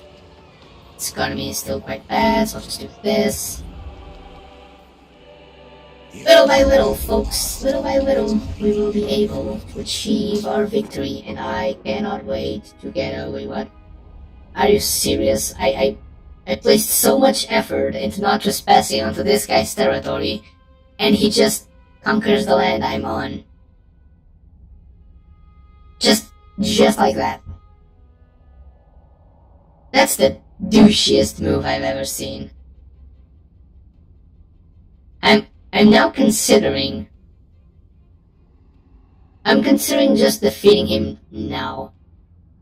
But I really want the Chaos Dwarves units, and I'm not sure I'll be able to get any other Chaos Dwarf. But those are like one of the units I really wanted for myself. Be able to recruit to this army, or any army for that matter, but like, I really wanted it. But these very douchey-esque maneuvers that Zatan's making, which, by the way, Zatan's not even a proper Chaos Dwarf in a sense that he does not know magic. Chaos Dwarves can't really do magic, but Chaos Dwarves can use magic. The trade-off is they become stone. They gradually turn more to stone, or is it like an obsidian type of stone, the more they use magic. And well, I would like to befriend one of them, so that I can get some of their army's units, but now I think he'll hate me because I'm trespassing. Let me check. Do you hate me because I'm trespassing? Wait, do I even have that modifier on? I don't. Wait, I don't have that modifier. So they don't hate me. They just don't care. Oh. Well, then, keep on doing God's work, I suppose. I just came to spread the love. Oops. Suppose I should know about that. It happens. It's okay. We're all about spreading love and just walking north. Speaking of which, has the Hunts Marshal expedition... No, they're still very much alive. Great, because I want to defeat their word in battle. There I got Valkia. I might go directly towards Valkia. because she is the bride of Khorne. It was As in, Slaanesha's she managed to kill and butcher so many people. She spilled so much blood in the name of Khorne that Khorne factually made her his bride. I don't know if Khorne actually cares about her. That's, a whole different thing. But hey, he made her his bride, so I can only assume that he cares a little about how she perceives him and how she spreads his quote-unquote good word. But hey, we don't really have to concern ourselves with the lesser, greater Chaos Gods. Because, well, we're spreading the good word of Tzeentch today. And Tzeentch shall provide for us. Not sure what, but it will. Eventually, it will provide. Just think about something. You see, check if you guys can follow this train of thought. So, the Chaos Gods are genderless. They are gods. They have no physical form, therefore they don't manifest in any way in particular. I mean, they do have traits that they always manifest in their form. For example, Khorne, in this specific scenario, is always regarded as a warrior-esque being, so he always has a big warrior appearance. Sometimes it's more tyrannical on top of his skull throne, sometimes more like actual soldier that's battle ready. Sometimes it might just be a simple, very enraged barbarian, but he always looks sort of... Wait, what? I didn't destroy anything? I mean, good to know. The mission's getting done. That's what matters. I'm very happy that missions are getting done. Yeah, Khorne always manifests as this sort of, warrior type of, of creature, of being. But he is still genderless. There's nothing about gender. So, if Khorne made... Oh, yeah, declared war. Of course I want to declare war. I want to establish a cult in here. Symbiotic, because I have a feeling that... Oh! Satan got the big bull, Red Bull energy. I have a feeling that Satan's going to conquer this, place. Which I'll make it so that the Court of Whispers, the building that gives me positive relations with him, is built. Because that way I can just get the relations faster. If he does decide to fight that battle. Yeah, as I was saying. So, assuming that he doesn't exactly have a gender, because it's stated that Chaos Gods don't have a gender, same way that angels in our religions are genderless, then he made a mortal his bride. Does that mean that she is considered, what type of relationship is that? Is she considered a lesbian? Can she be considered a lesbian? Is that a normal relationship?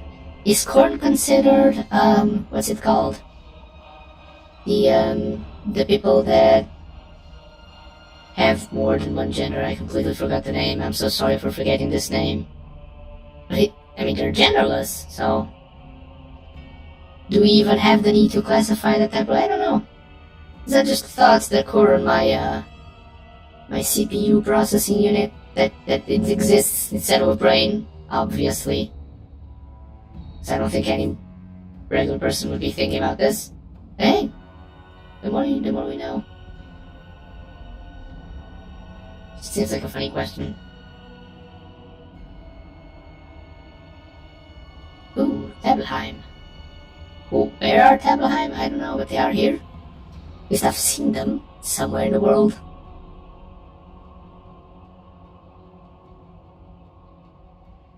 Kind of amazed that no faction has yet been offered to me to confederate. The Demons of Chaos have, yes, but I can't quite recruit their lord, I think. Actually, did I check if I could recruit Daniel? Oh.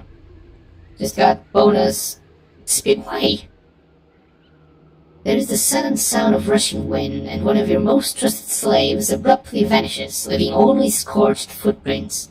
For 9 hours they are gone, then reappear in the exact same spot, now 20 years older and boasting of the countless battles they have fought. Yep. This is Inch alright. Yeah, let me check if I can actually... see guys, I knew it. I knew that Zatan would eventually capture the settlement. I'm glad I started building this. They also have a really good economy, so I'll start building because they're Chaos Lords. Of course they have a good economy. The unpaid interns that make the majority of it.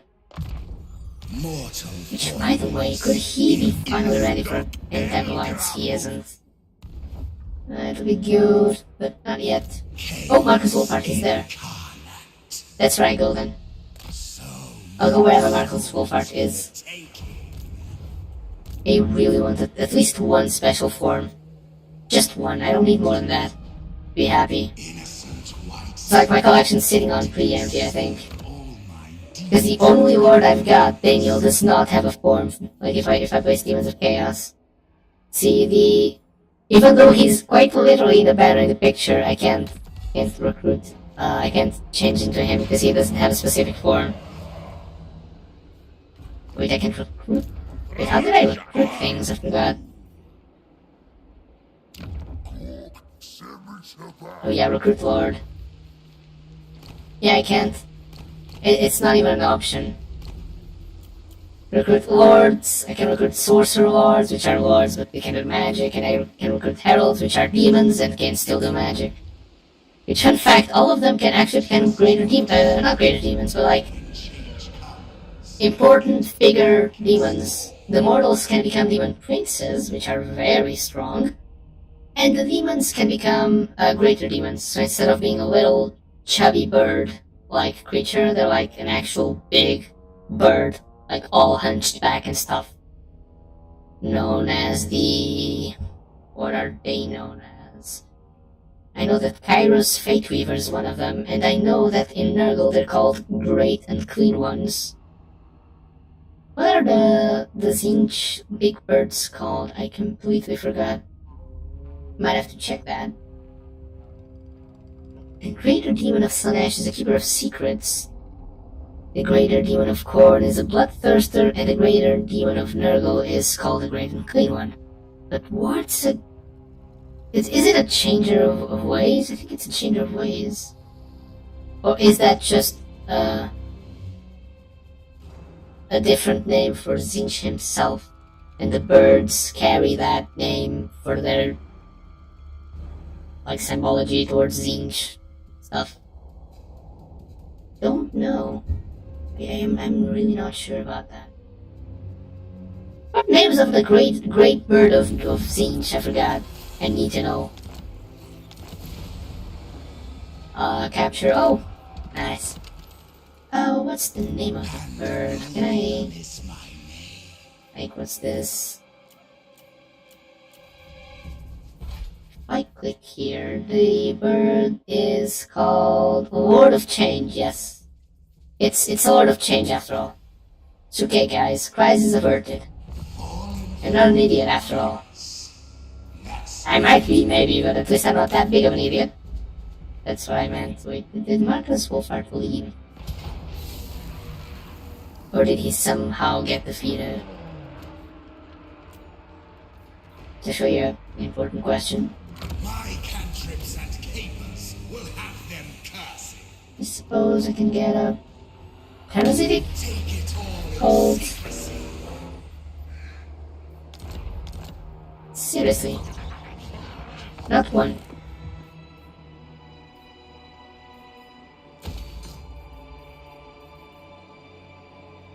I haven't gotten a single... Where is the Skaven Force? Sure, it should be here. I think. And where's Marcus?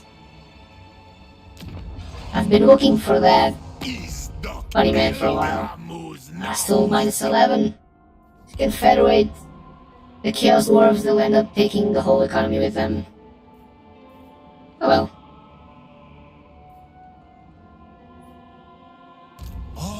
Look at the points and the skills. Still goes to actually ammunition, because Marcus Wolfhard is one of the best archers in the world. Sure to get Fireball. The D&D favorite. Just Fireball me to death. Speaking of which, it said I had a new Circle of Destruction. Perfect. Absolutely perfect. They don't have economy in here? Really? Well, suppose. Can happen. But yeah. I'll place one of these, and if I have the money... I don't have the money, so never mind. Let's pretend this didn't happen. And I guess I can make a place to have the little blue balls of horrorness. But other than that, no, I cannot actually place a cult anywhere else.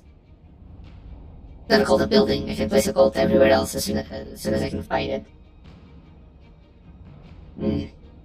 This is turning out to be somewhat of a slow campaign. What a shame. Another big shame is the fact that I can't quite fight the same battle twice. Because if I do, my options are to just raise the settlement, and I cannot choose anything else but raising the settlement. I can't sack it. I can't make another cult on top of my cult. I have to raise it and destroy everything. Which is not great. Because then my cult also gets destroyed. Which is, unlike the Skaven ones, because of a mod I have, Skaven don't get their undercities destroyed. Even if you raise a settlement. So you can, in theory, just spread your undercities, raise all the settlements so that no one gets them, essentially. And yeah, there you have it. Stunned. Oh, I'm starting to get more and more things. And the Empire, the crown is always on the Empire. I don't have the money, unfortunately, for some reason. I'm losing a lot of money each turn. Burning Head. Always Burning Head. It's a giant head made of flames. And, well, besides being made of flames, it's really fun to watch. Let's see, can I spot? And I don't know where the funny man Marcus is. And I also can see Throthian clean. Well, it's gonna be one of those days, isn't it? I'm just gonna have the looking around until I cannot find them, unfortunately.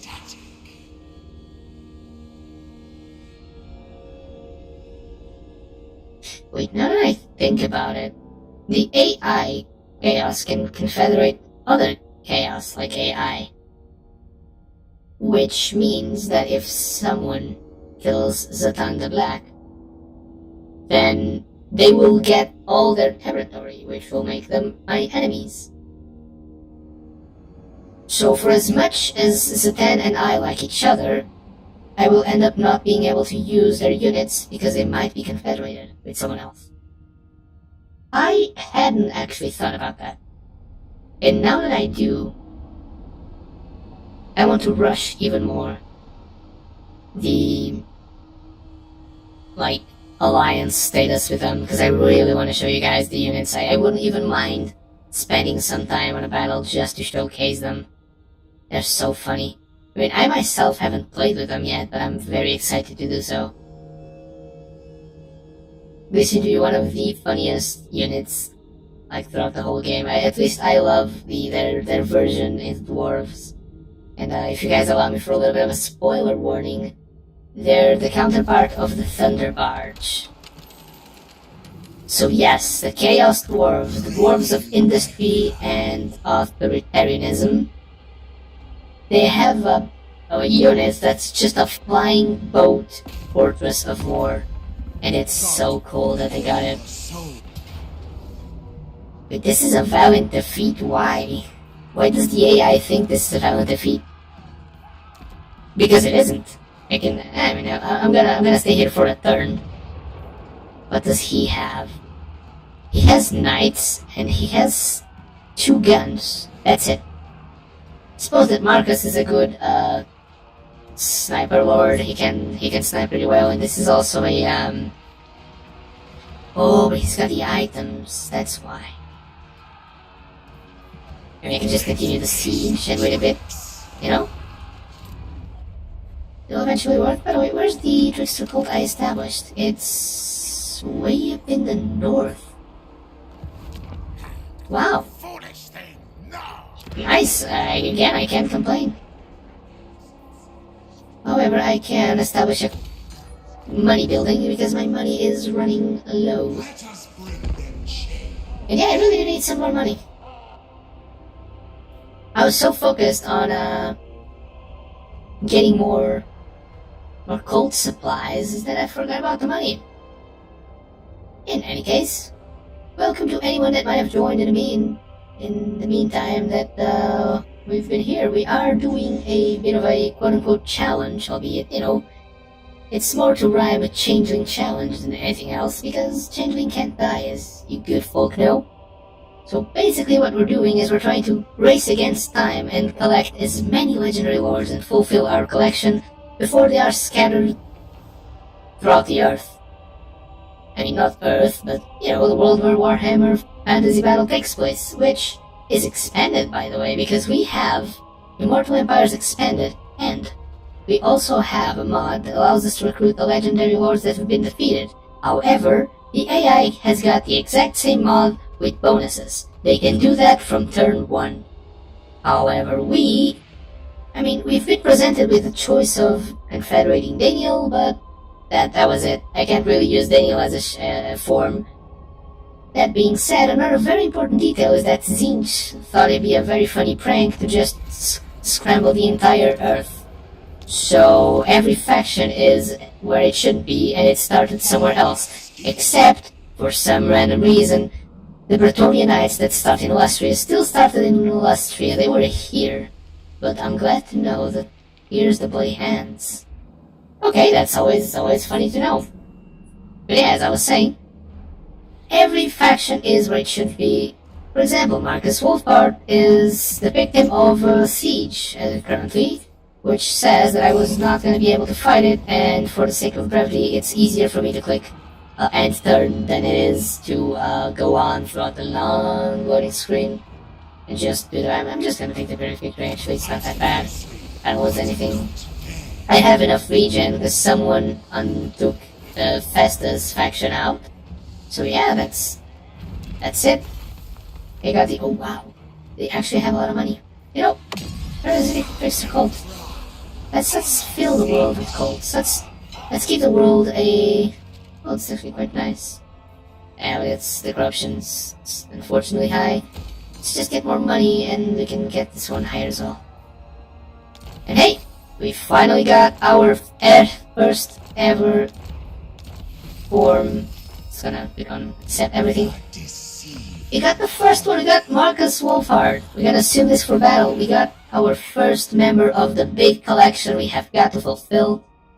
We know where some of the legendary lords are. We know that some of them have been scattered, namely the Wood Elves, because they started not in a forest. So if there's any Wood Elf left, well, may God bless them, because this is gonna be hard on their part. In any case, let me see. I know that I had a perk. Where was the perk? I know it made everyone like me a little bit more. I know it gave me benefits for, I guess this is it. Plus 30 relations with all factions, because I really want to confederate the Chaos Dwarfs. Even though I've got another mod that will eventually make it so that all Chaos, except for us, joins together as a big warband. So if I can get at least a few units from their roster, I was trying to see if they have any, like, of the new modded units. Wait, how is the defensive alliance even further away from... What's their consideration? Why have they... Oh, it's because they're getting stronger, because I'm allowing them to have so much territory. Wow, that's It's definitely not amazing. Yeah, well, what do they feel towards? They're starting to like them more. Because I could just capture the Empire expeditions like territory and just keep like build the like this building that gives me more faction relations. You know, it's an idea. Shall build here. So that I can march stance. Yeah, that's fine, doesn't really matter. Oh, the cultist still has a skill to upgrade, I mean, Hail of Flame. I can get more, no? That would be more grayed out, you know? Yeah, we started this campaign in Negron and like Caront Kar, which is a settlement owned by orcs. We were almost massacred, but we ended up winning. Because we are indeed a changeling and we are spreading the love of our good father Zinch. Which I suppose it's not father, because Nurgle's the grandfather, of that I'm sure. But of our great father Zinch. We are spreading it and we are making sure that the world has nice pinkish, purplish tones of blue throughout. I'm just planting some little crystals, you know. For sure there must be an area of the world that's already overtaken by Zinch's corruption that I can show you guys. I think in the Empire, those previously known as the Vampire Territory might already be full of Zinch corruption. Which if it is, I will gladly show you guys how the world will become beautiful. It'll all be remade in the image of our glorious savior Zinch. That makes you accept the changes that happen in your life and, you know, makes the changes himself, and it's rarely to benefit you, but that's besides the point. The point is, the Zinch is good, everyone else it's not good. That's the point, that's the objective, that's the lesson you guys have to take in.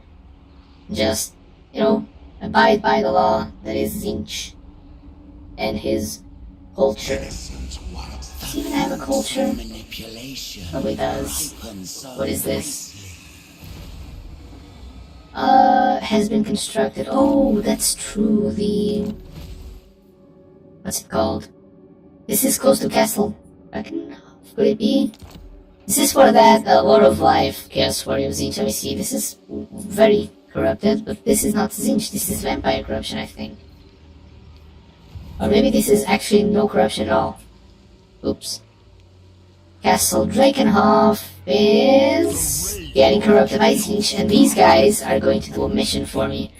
Yeah, Zinch corruption looks sort of like this, where it just adds some cool blue hue tones throughout the world.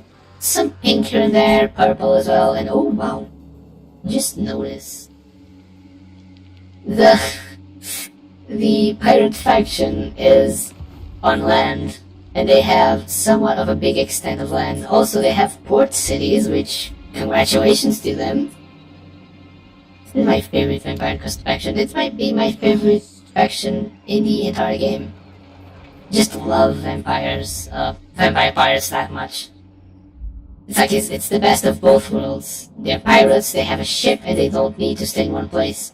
And also, they're vampires. What's cooler than vampire pirates? I can hardly find something that's as cool in concept. Okay, I guess I could try to murder you guys a little bit, but I suppose you would not allow me. So I'll just come here in the camp stance. Just in case you have other armies. I don't think you do, but just in case you do. What's this? I got new technology. What am I going to choose? And I'm so focused on blue horrors that I might as well just unlock that. However, I would like to start doing funny business, such as transfer settlements and force peace. I'd actually rather just force war, but you get the point. And I am noticing that my economy is taking a lot of damage because of the Chaos Dwarves, because they don't have as good as of economy as the previous owner right now. They have one of the best economies in the game, but it's a slow start. They have to gradually make it. And I'm not even sure that the AI can, like, make it that, what's it called? Like that consistently. At least I don't remember seeing that a lot in my games, but yeah. My army is somewhat garbage right now, but hey, it'll be good eventually. Oh wait, Buffalo Gorge already has a cult there. So never mind, I'm actually going up north. I should have noticed that. Like, was this cult here? Or did I just got it? Because I don't remember, I don't remember attacking Ragdoll Gorge. Am I going crazy? Is Zinch's influence, like, tainting my mind and my sanity right now? I don't remember this cult being here. I don't remember attacking Ragdoll Gorge. And it even has, like, the available slots building. Let's see. Damage bow. Wait, what? It's definitely new. I think it must have happened when I was just, like, pressing the whole yes to the notifications. Suppose that's the only explanation. I don't want to be... Yeah, thanks you, Changeling, and I'm sorry for interrupting your, sure, very interesting monologue. Is Valky's faction? Yes, it is. Absolutely is. So hey, that's where I'm going, that's where I'm headed. Is there any faction that might be of interest? I suppose this faction is of interest. However, yeah, this is the Fate Enchantress starting in the Tomb King's territory. Oh, is this Kara's Fate Weaver? Actually? It is, isn't it? Pretty sure this is the icon of Kara's Fate Weaver faction. Let me see. Can I not? I suppose I can talk to them, but this is Kara's Fate Weaver, and this is the Red Duke, I believe. The faction of the Red Duke. Which is, I guess, a legendary character, just not a playable legendary character. Or at least not in the beginning, you have to earn him. In any case, I want Valkyrie now. I want to get that, Corn Bride energy that she always carries with her. Also, she's very strong. Oh! I'm getting there. He's -5, which is way better than -12, 19 it was a few turns ago. So the strategy of spreading love is working. Is this... Wait, this is Be'lakor, isn't it? Yes, this one. Oh, so Valkyria has access to Be'lakor, so this has started. And oh no. Because they might be attacking Zatan the Black, and if they do, and Zatan loses, which I don't think he will, but if he loses, then they might confederate each other. Oh no. That's the opposite of good.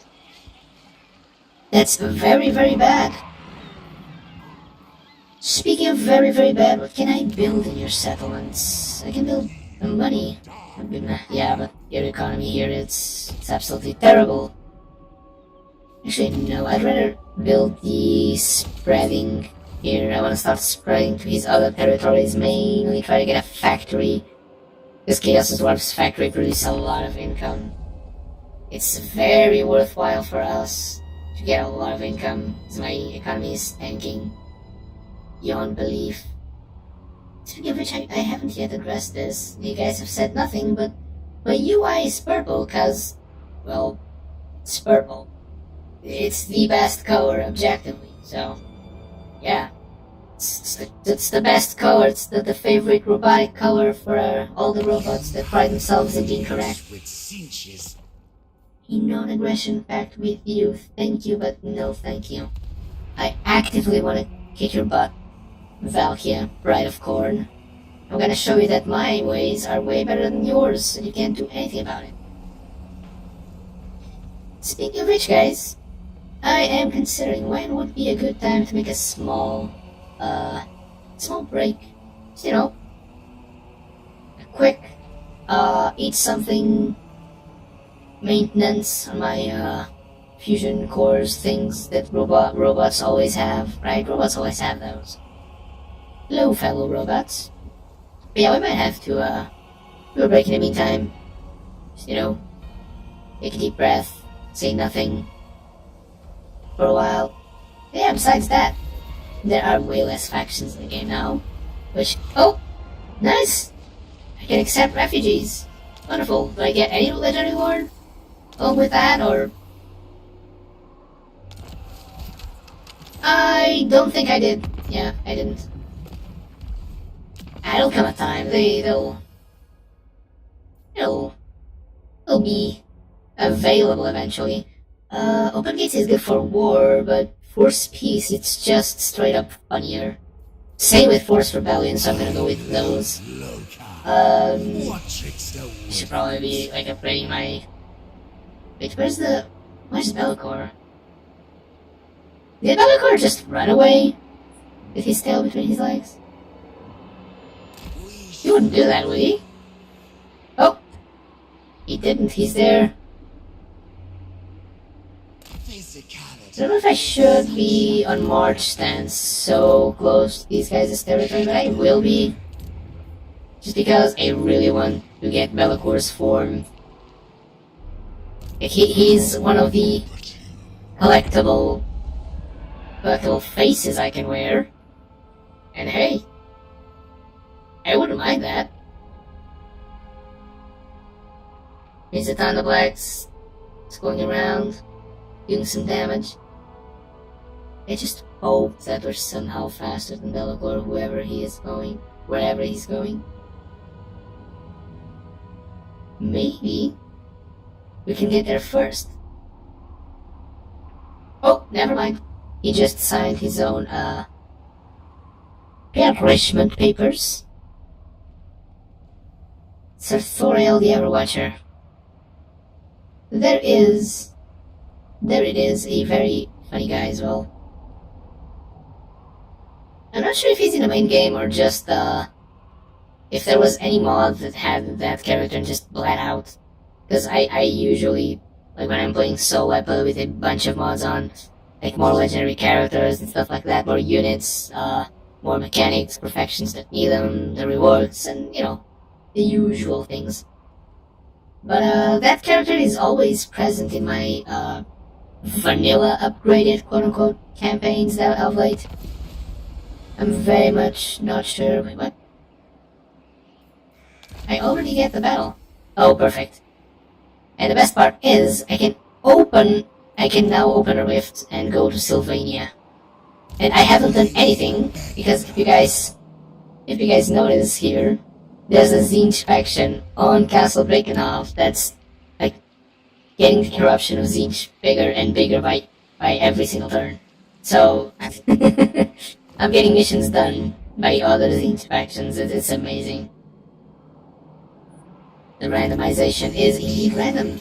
However, I'm sorry Valkia or Bellicor, you really want to collect your face.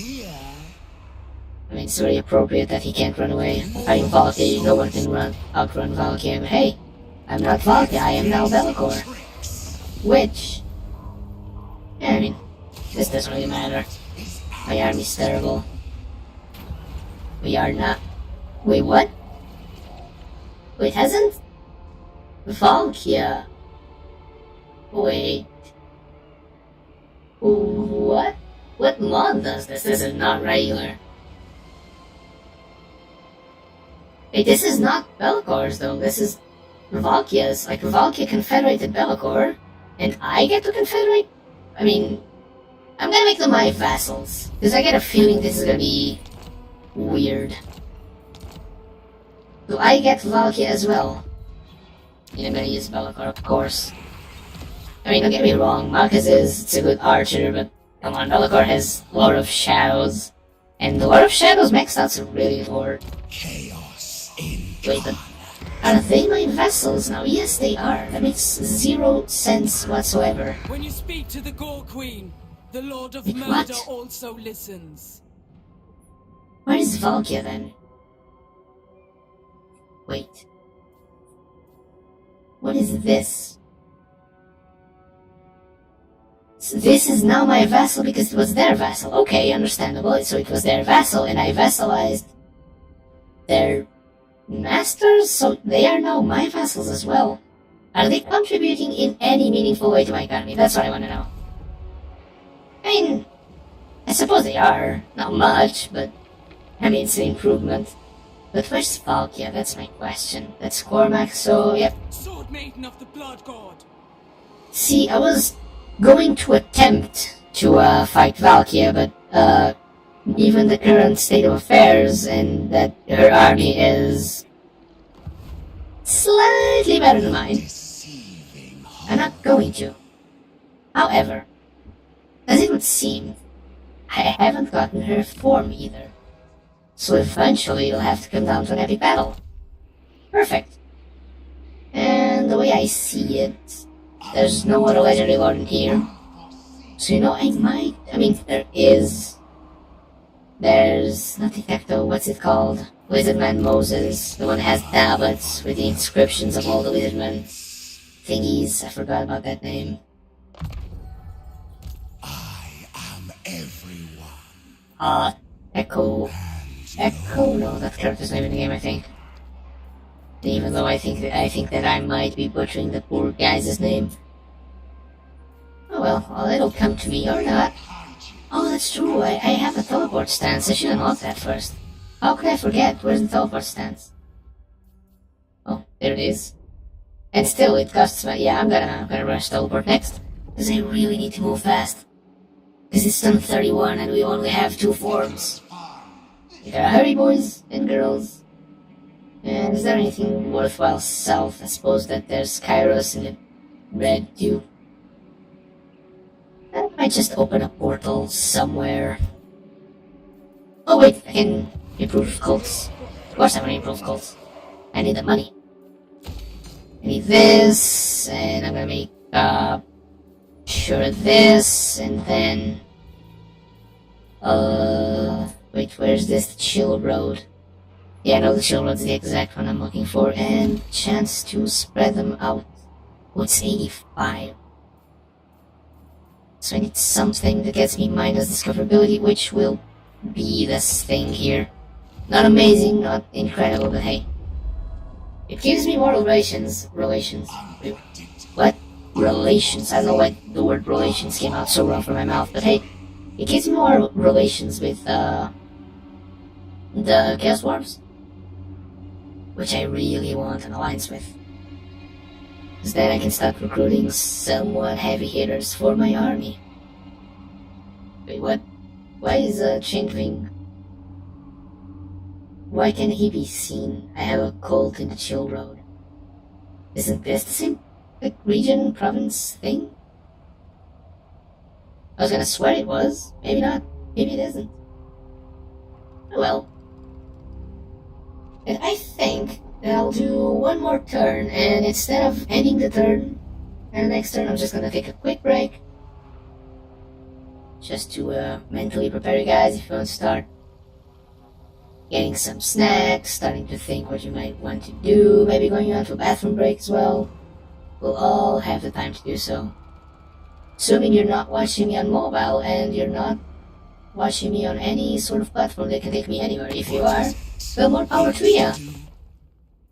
Just, it's kinda weird that you're taking me to the bathroom with you. Just a robot, man, no. You shouldn't do that with me. But this, accept refugees, of course I'll accept refugees. I mean, the fat one. Nice. The like fortress? Really? Okay. I'll take it, once again. Spread the influence of Zinch, and give me money. Those are literally the only 2 commandments. With Zinch, spread its influence, get me money. So I think that I might open a portal to somewhere. I'm torn between, because we already have one close to the Empire Theater. We have one in Castle Breakenhoff, which is close. So I'm either thinking we go and check what's happening in Cathay, which be this one, or we can go check the Southlands. Let's go see what's happening in the desert. I think those are both really funny options. We can always just go to Wolf One, sure. If anyone has a suggestion, then feel free to say so. Well, I finished the turn for a while. Because the teleport's gonna take a while anyway, so might as well. But yeah, I'm kinda torn and I don't know which one of those 2 options would be the best one. It's really Because again, the world's completely randomized, so it's meaningless anyway. I don't remember where the portals are gonna appear. What fun! Oh wait, but for me to open a portal, I have to be there first. So I'll have to open a portal in Agarond anyway. Oops. So no matter what, I have to open a bridge to Nagaron first. Oops. I mean, I suppose.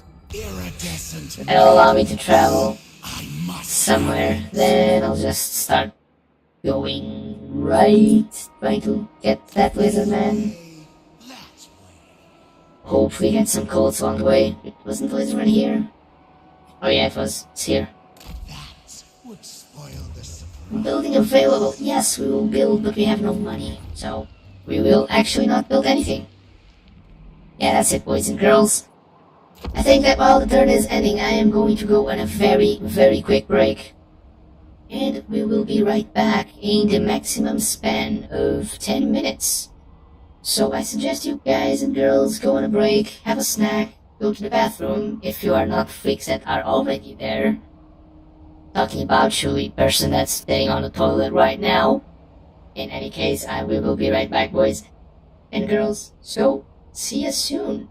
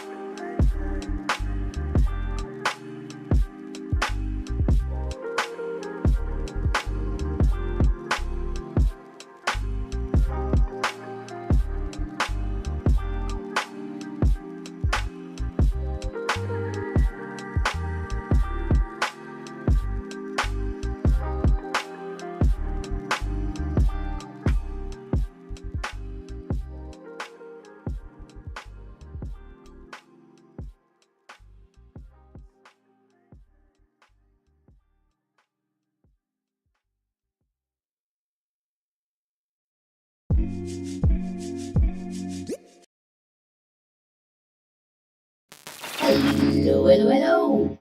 We are back! I hope you guys had a wonderful break. We're back a little bit sooner than necessary, but hey, hopefully you took me on with you, or you just happened to be eating your snacks in the comfort of your office, bed, computer, machine, tablet, thing that you use to watch me. So yes, we have opened the rift to Nagaron, but we are on Nagaron, so I think we're on Nagaron. I hope the rift's not too far away. That's a legitimate question.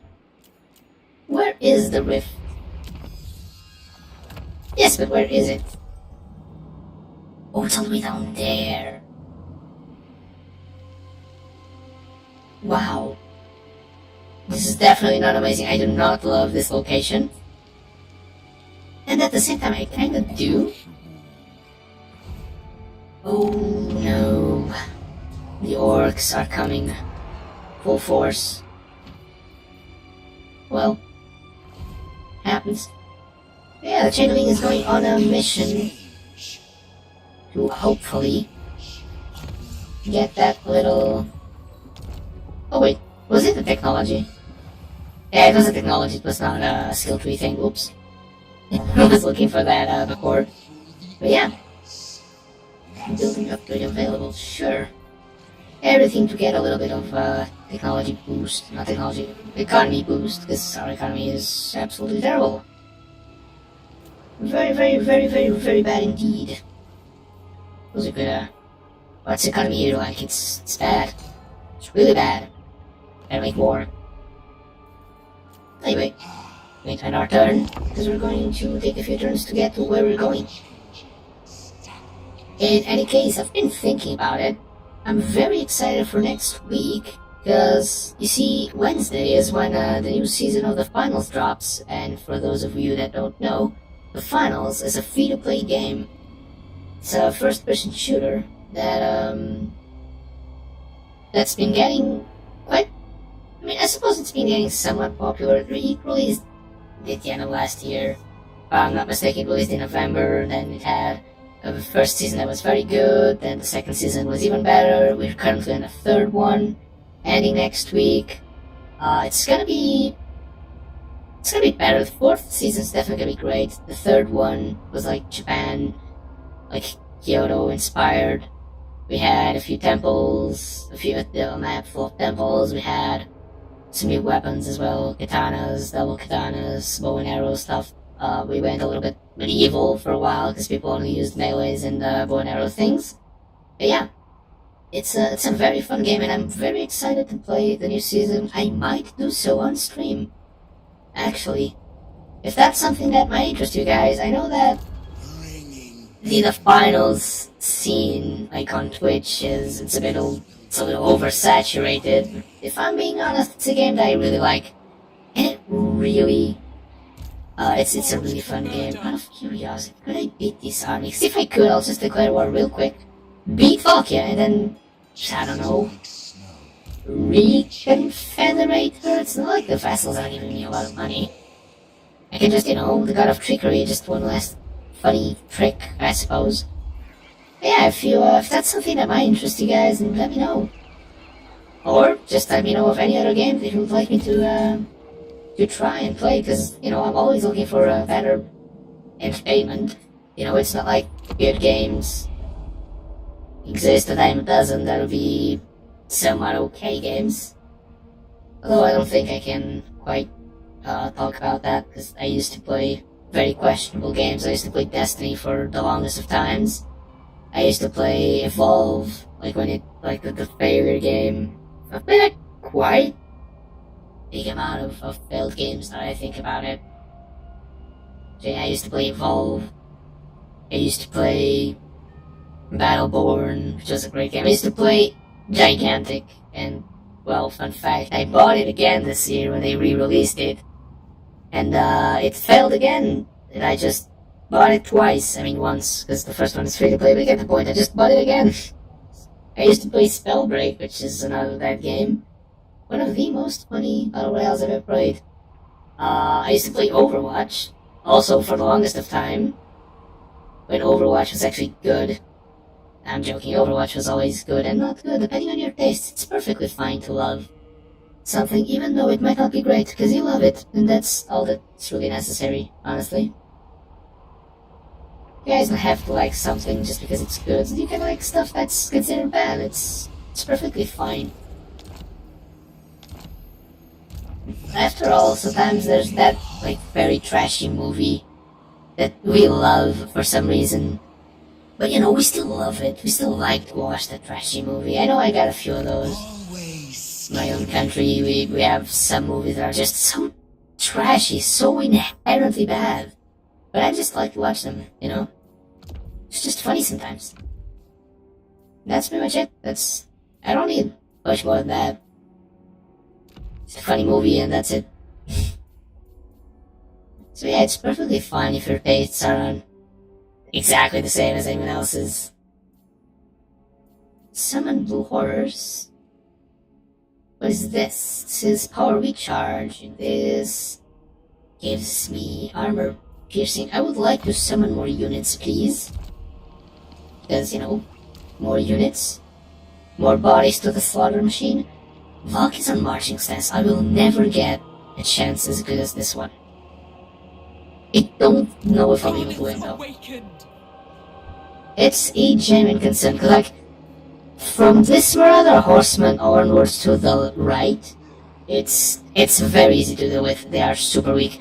Like from this Skullcrusher on to the left, it's impossible to deal with. But yet again, I remember that I actually have Bellacor's form. And I don't have Valkyria's one yet. And he has very strong lore, and very strong spells, and abilities, and you know, his stats are not half bad. I'll try it. After this, Let's do it. Let's try it, why not? their souls. Let's try to end up Valkyria.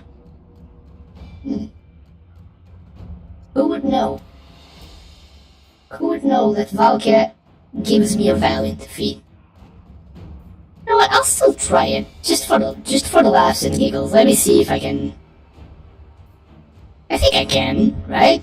These are better, but overall, the Skullcrushers are scary, and they scare me a lot. Allow me to hover it, please. Oh, these aren't even are these warriors? Oh, these are warriors. I think his warriors are strong, but mainly it's the Skullcrushers, Valkyrie herself, and the legendary lord. Oh, this is Harold the Hammer, right? The one that has bonuses versus vampires. Let me check. It is! It's two legendary... No, I gotta fight this one. I 100% gotta fight this one. This one will give me 2 more portraits for the collection of faces that I can wear. My army is terrible. Absolutely terrible. There's nothing that can redeem this poor army. However, that being said,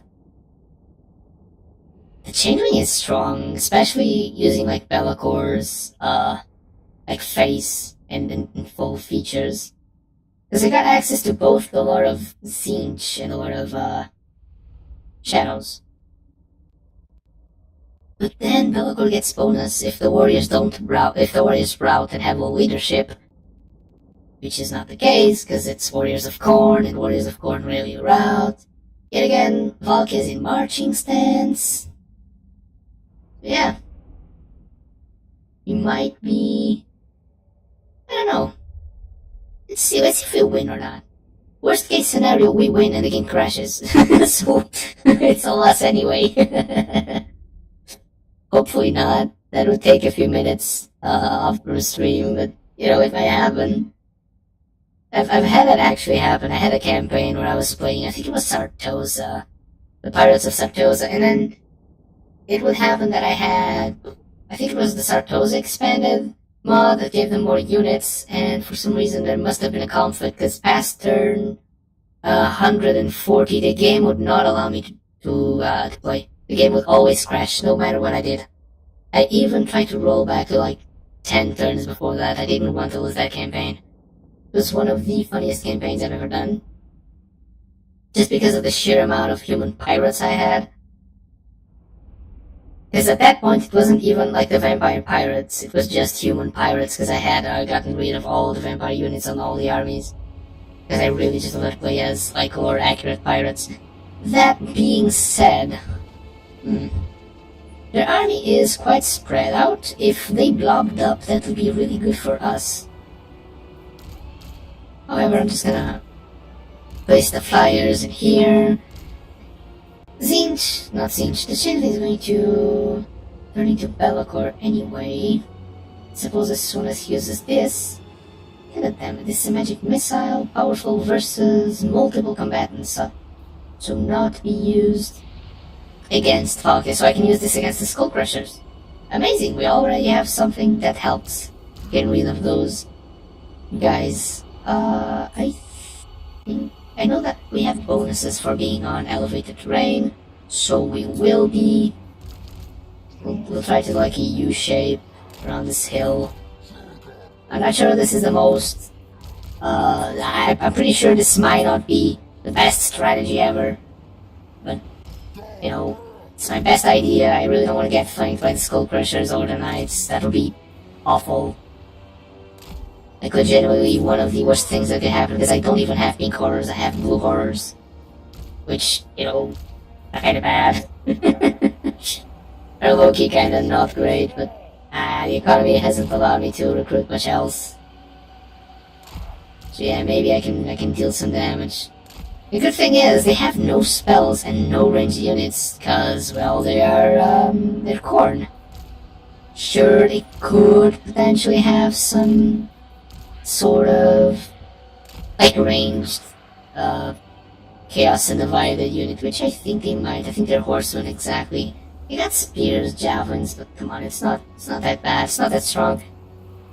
I am, however, going to try and defeat them like this. Is it a good idea?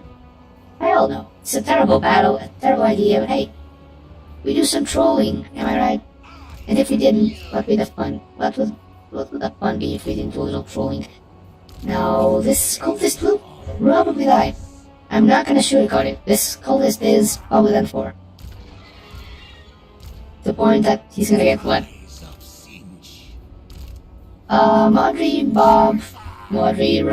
Rob. I'm just gonna call him Rob from now on. So, Rob here is gonna be responsible for.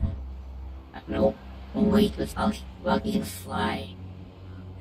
That's a problem, because I think I only have. Can I not check the spells? Sure. I had to start deployment. Oops. Oh, nice. This is a nice addition. Did not know this button was here. And we have area of effect spells. Oh no, this is final transmutation. Okay, this is gonna be pretty much only be used against Valkyrie. Green. What's his speed? 95. That's Valkyrie's speed. 95. So as long as I don't let her get close, we're all good. Question mark? Ish, maybe? It's not the battle. What's the range of this? Can I use that spell if I'm transformed into Bellicor? Is that something that I can do? I would really enjoy if it was. The miscast chance worse, and it has an extended effect, so I really want to use it on Valkyrie. She's the leader of the army, you know. Slay the king, reap the benefits, and I don't really have to do much else. Just, you know, slay her. And I already get to... Oh, perfect, I still get the spell, even I'm playing as Bellicor. Wait, they have Furies, I forgot about the Furies, oops. I really don't want to lose Rob, no, please don't lose Rob. Don't make me lose Rob. That'd be cool.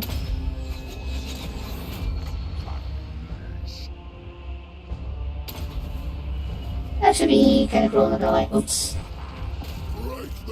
Kinda forgot they had Furies. They could do a lot of damage to Rob. Who's Rob shooting at? And I suppose I'm gonna send my flying units over here as well. And I will do this, maybe. I'm sure it's just a fireball though. It might be. Just a pendulum. You know, just cast all the spells. Don't go back.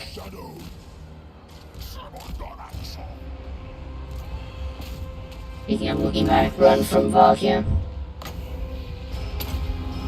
Give her lesser stats and then attack. That's the absolute strategy. Rob, come back, Rob. The good old Rob. Give us more little demons.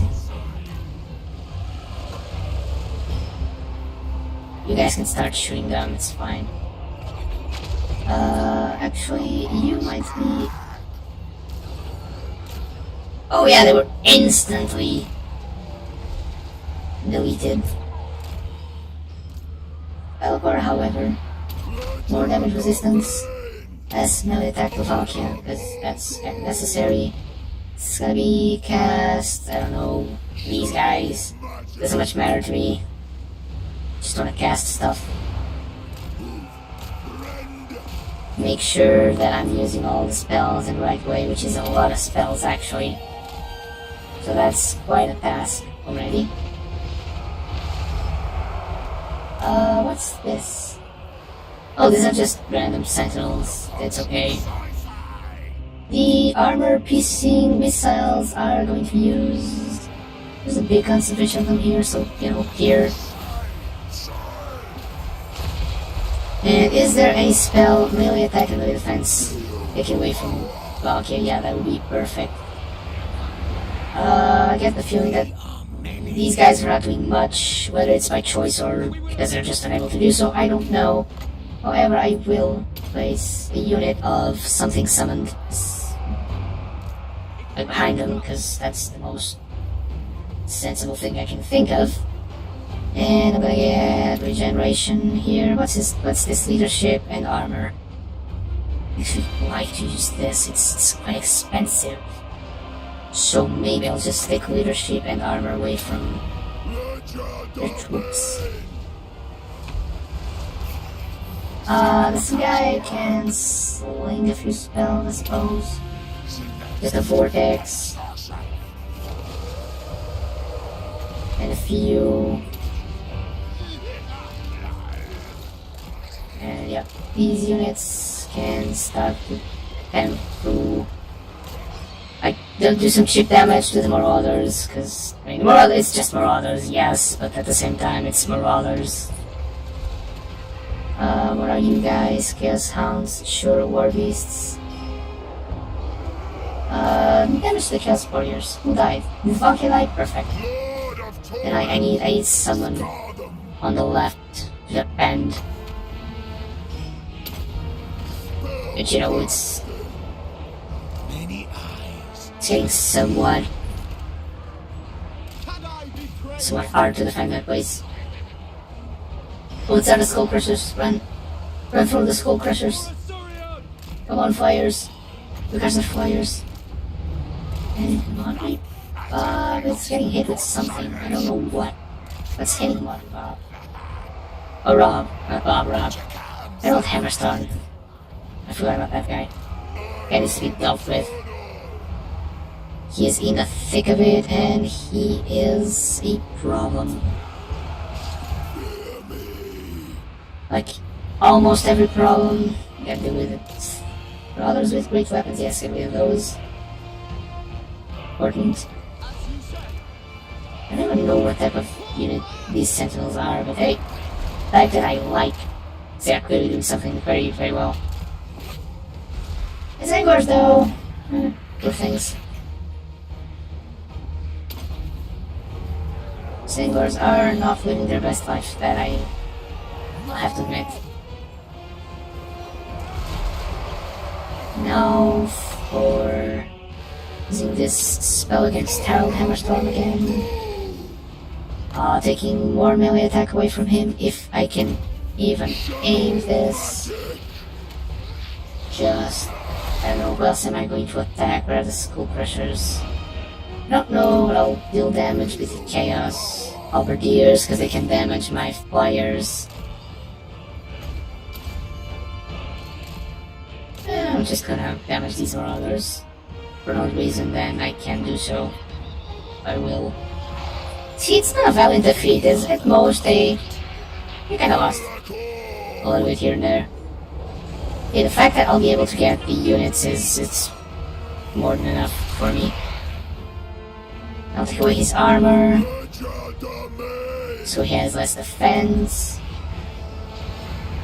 I'll damage resist with Bellicor, so I'm actually just gaining health and taking pretty much no damage whatsoever. My Zangors are indeed pretty damaged, so I'll just bring them back. That's even possible at this point. Who's still alive? Oh, they lost. They died from army losses. Oh, but the Herald Hammerstorm. So yeah, nice. We did it. It wasn't actually that hard. This is a very easy battle.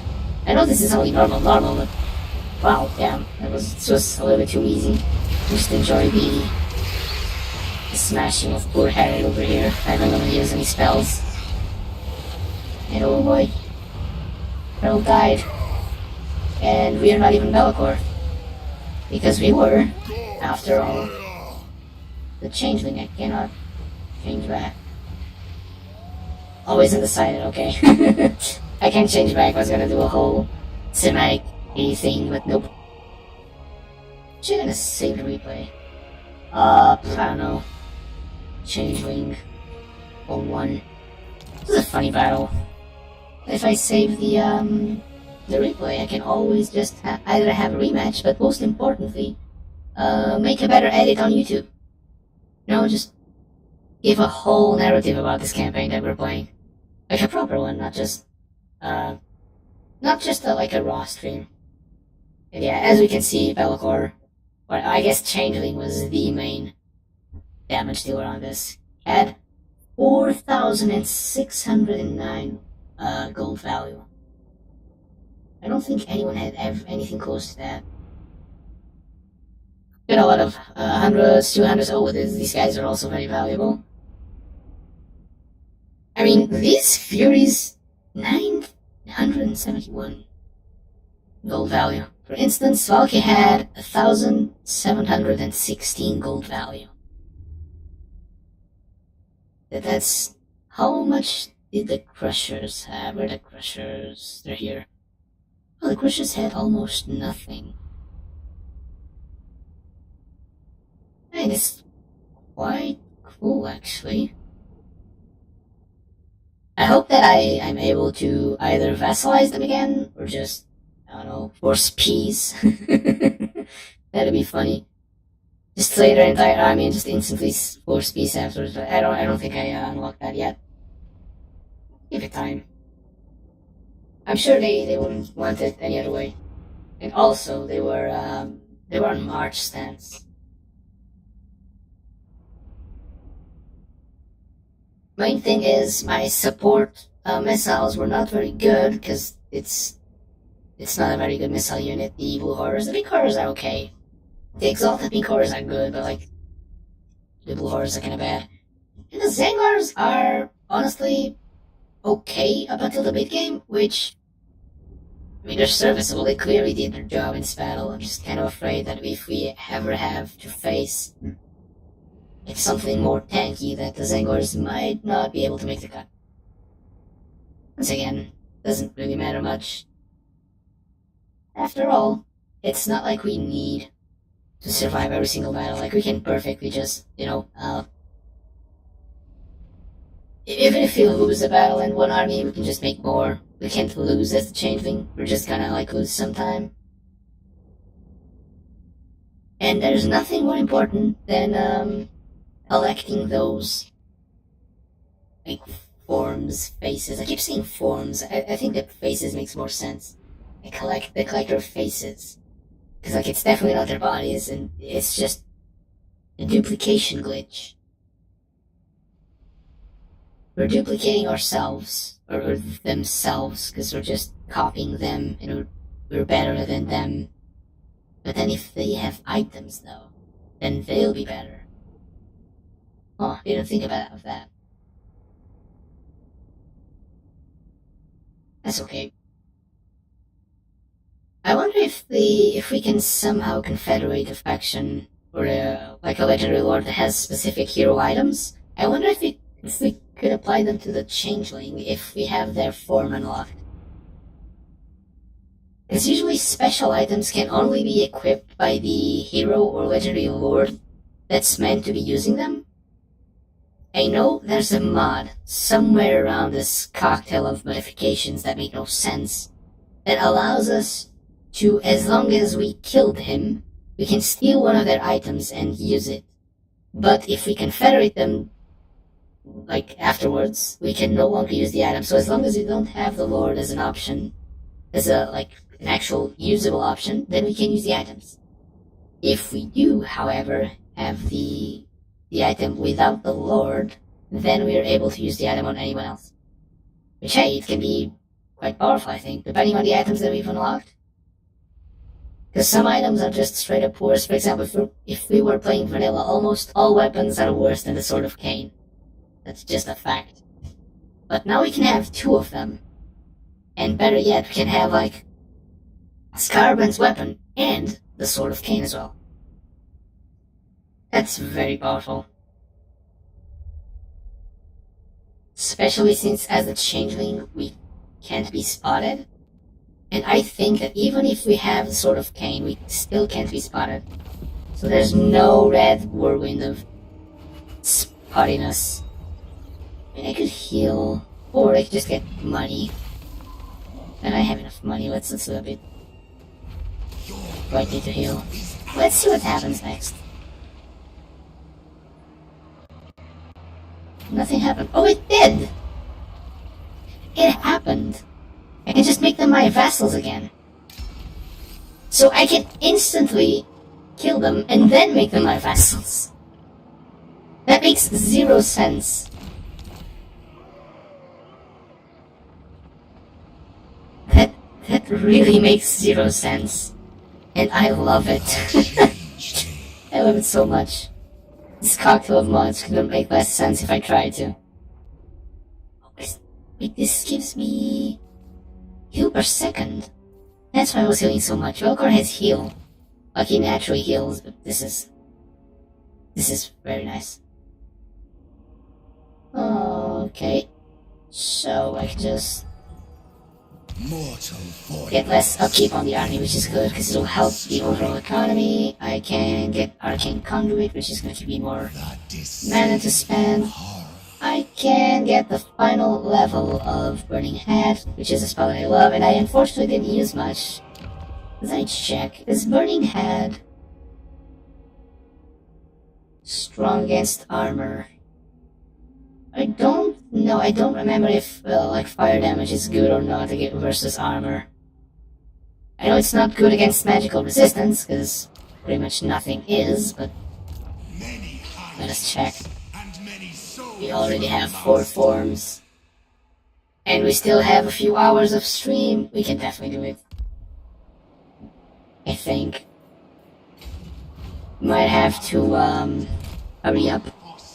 And perhaps consider the possibility of doing this the next stream. Just, keep on going with the adventure. We might have to consider that. It's a possibility. It's not a great one, but hey, it could happen to anyone. Gonna generate income.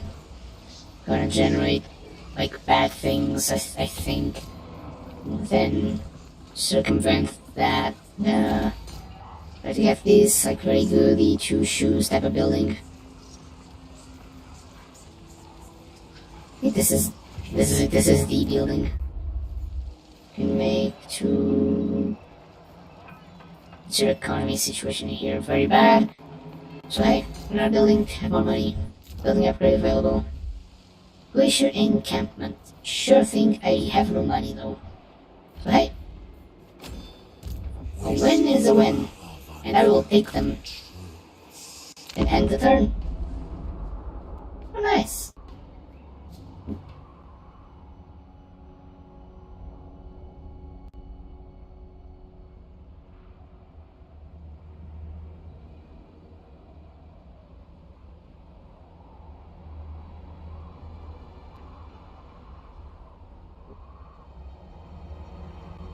I do think if this snow is the default snow, or if this is one of those graphical mods. I got a few of them.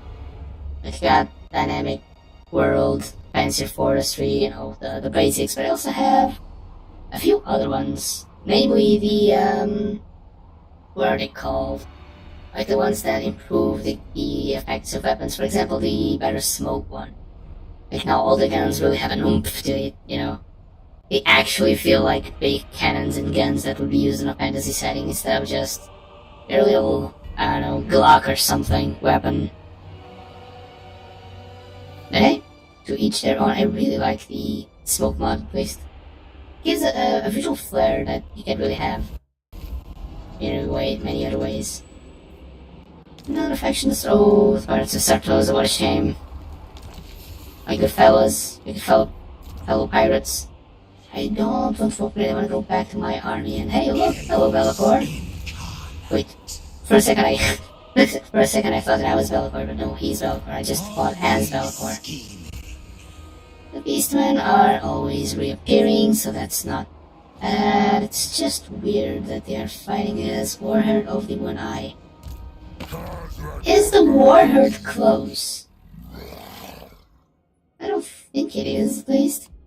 Let's see. The Dwarfs want to build an alliance. Military alliance, they want... Oh, of course. Please. More forms to collect. Zayt the Black. Is that it? Is Zayt the Black the only... It might actually be. Oh, wow, it actually is. Well, worth a try at least. This is a pretty big army. I'm not gonna build an outpost in here. I'm gonna build an outpost for sure, because I want to. Wait, what? No. Why would I want to build an outpost for Valkia? I mean, I guess the corn units are funny, but no. What I really want is an outpost on these guys, potentially, because their machines of war are really something else. So, Clancron, no Venom Blade. I mean, they don't have amazing settlements to defend. I think the Circle of Destruction is the most obvious choice, but since there's an army already here, and they might hate each other, I'm just gonna build it. I mean, Venom Blade, it's okay, right? Is Venom Blade okay? Oh, here's the... No, Clarkerant. This is where I'll build the outpost, because it's a settlement with more possibility of improvement. Oh, wait, is it? Wait, this is a factory. But then... Wasn't this the capital of... Yes, this is the capital of the province. Why didn't they build a black tower? Well, I suppose they just didn't want to build a black tower. It happens, and it's perfectly fine. It's perfectly okay. And we gotta live and deal with it. So I will go again to diplomacy, military things, the warehouse of Tsar, outpost, and what was the name of the settlement, because I forgot, Clarkrond. I'll build it here.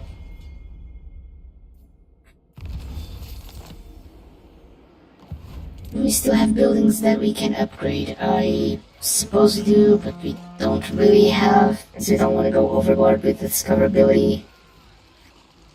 I think we might want to get the good buildings, quote unquote, get upgraded first. Yeah, let's keep on marching right. And let's end the turn as soon as Changeling moves.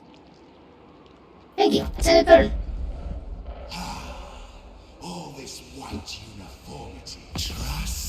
Oh, Satan the Black wants to have some sort of diplomacy. I will not mind that, actually. Oh, Oh, he'll give me $1. $1. Sure, for $1 I'll do it. It's one of those charity TikToks. Just for charity, for the greater good. For $1 I'll do it.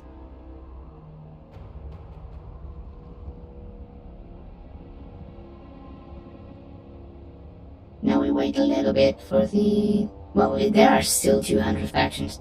That just goes to show that the game is way faster whenever there are actual, like, factions there in their actual places. Because I'm pretty sure that the reason there are so many factions is because none of them can actually build their economy properly. Because it's all a mess. The fact that the whole world's randomized and scrambled, it's probably the reason.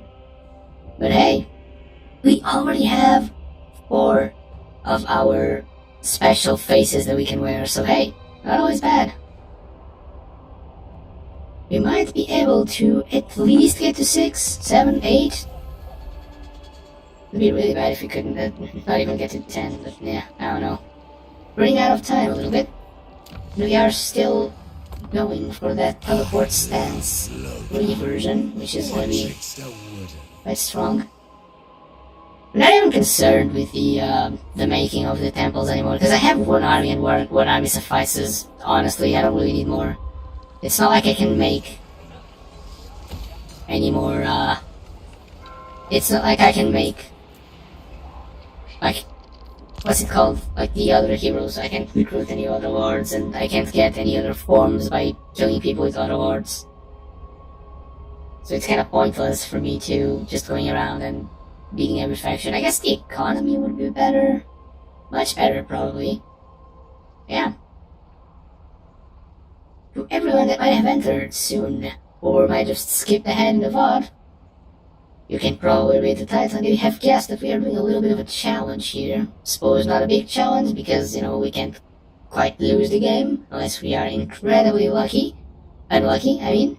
But we're trying to race against time and see if we can, in probably 2 streams, if we are able to completely fill our collection of faces, special faces for the Changeling.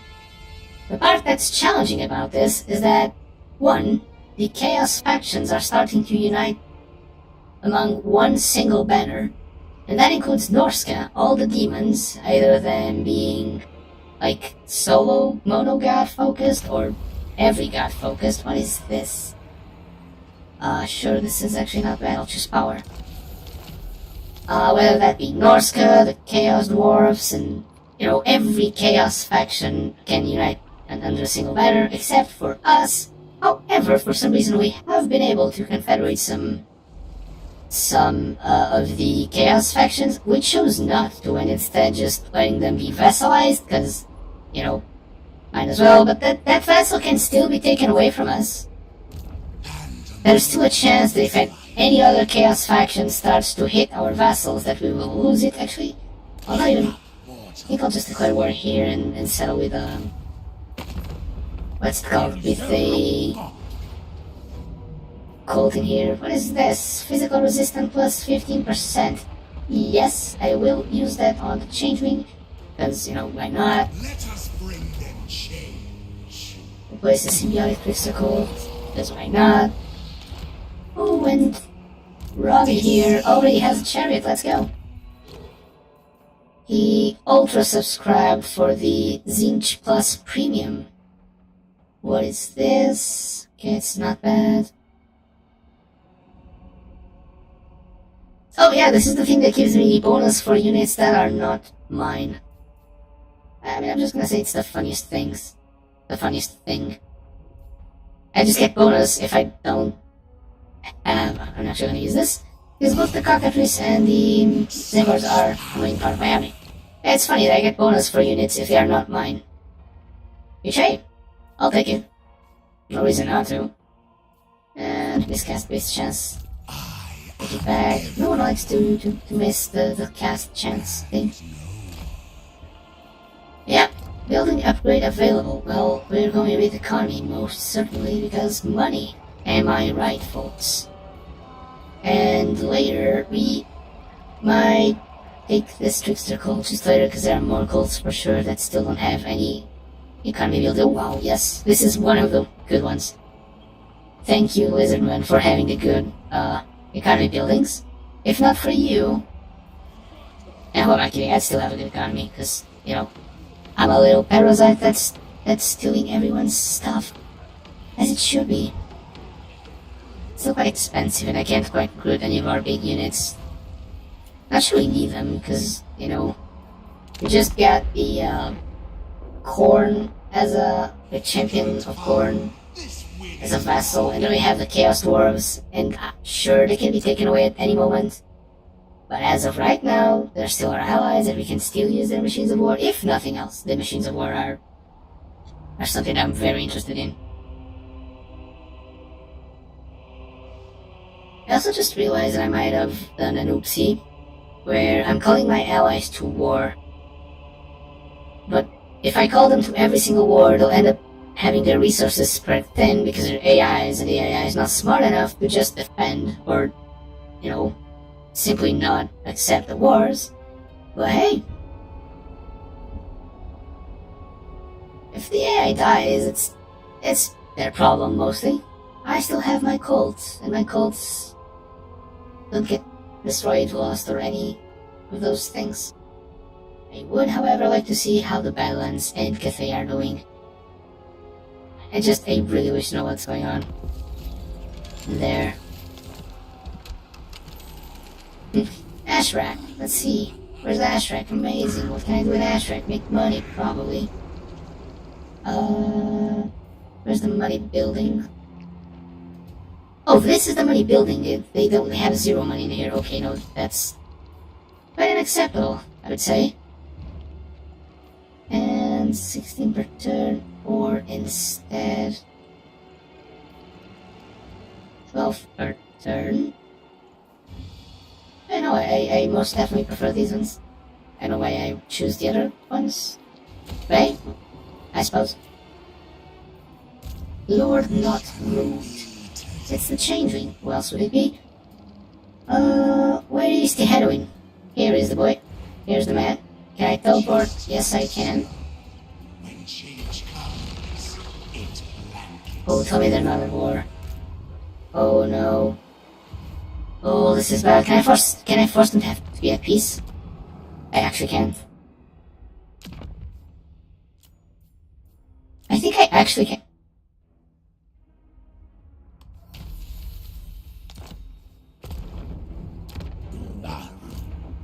Oh wow, they're no longer at war. Yep. This is a funny. Zinch uses ways to force peace between. What's this? Sure, I'll help my chore friends.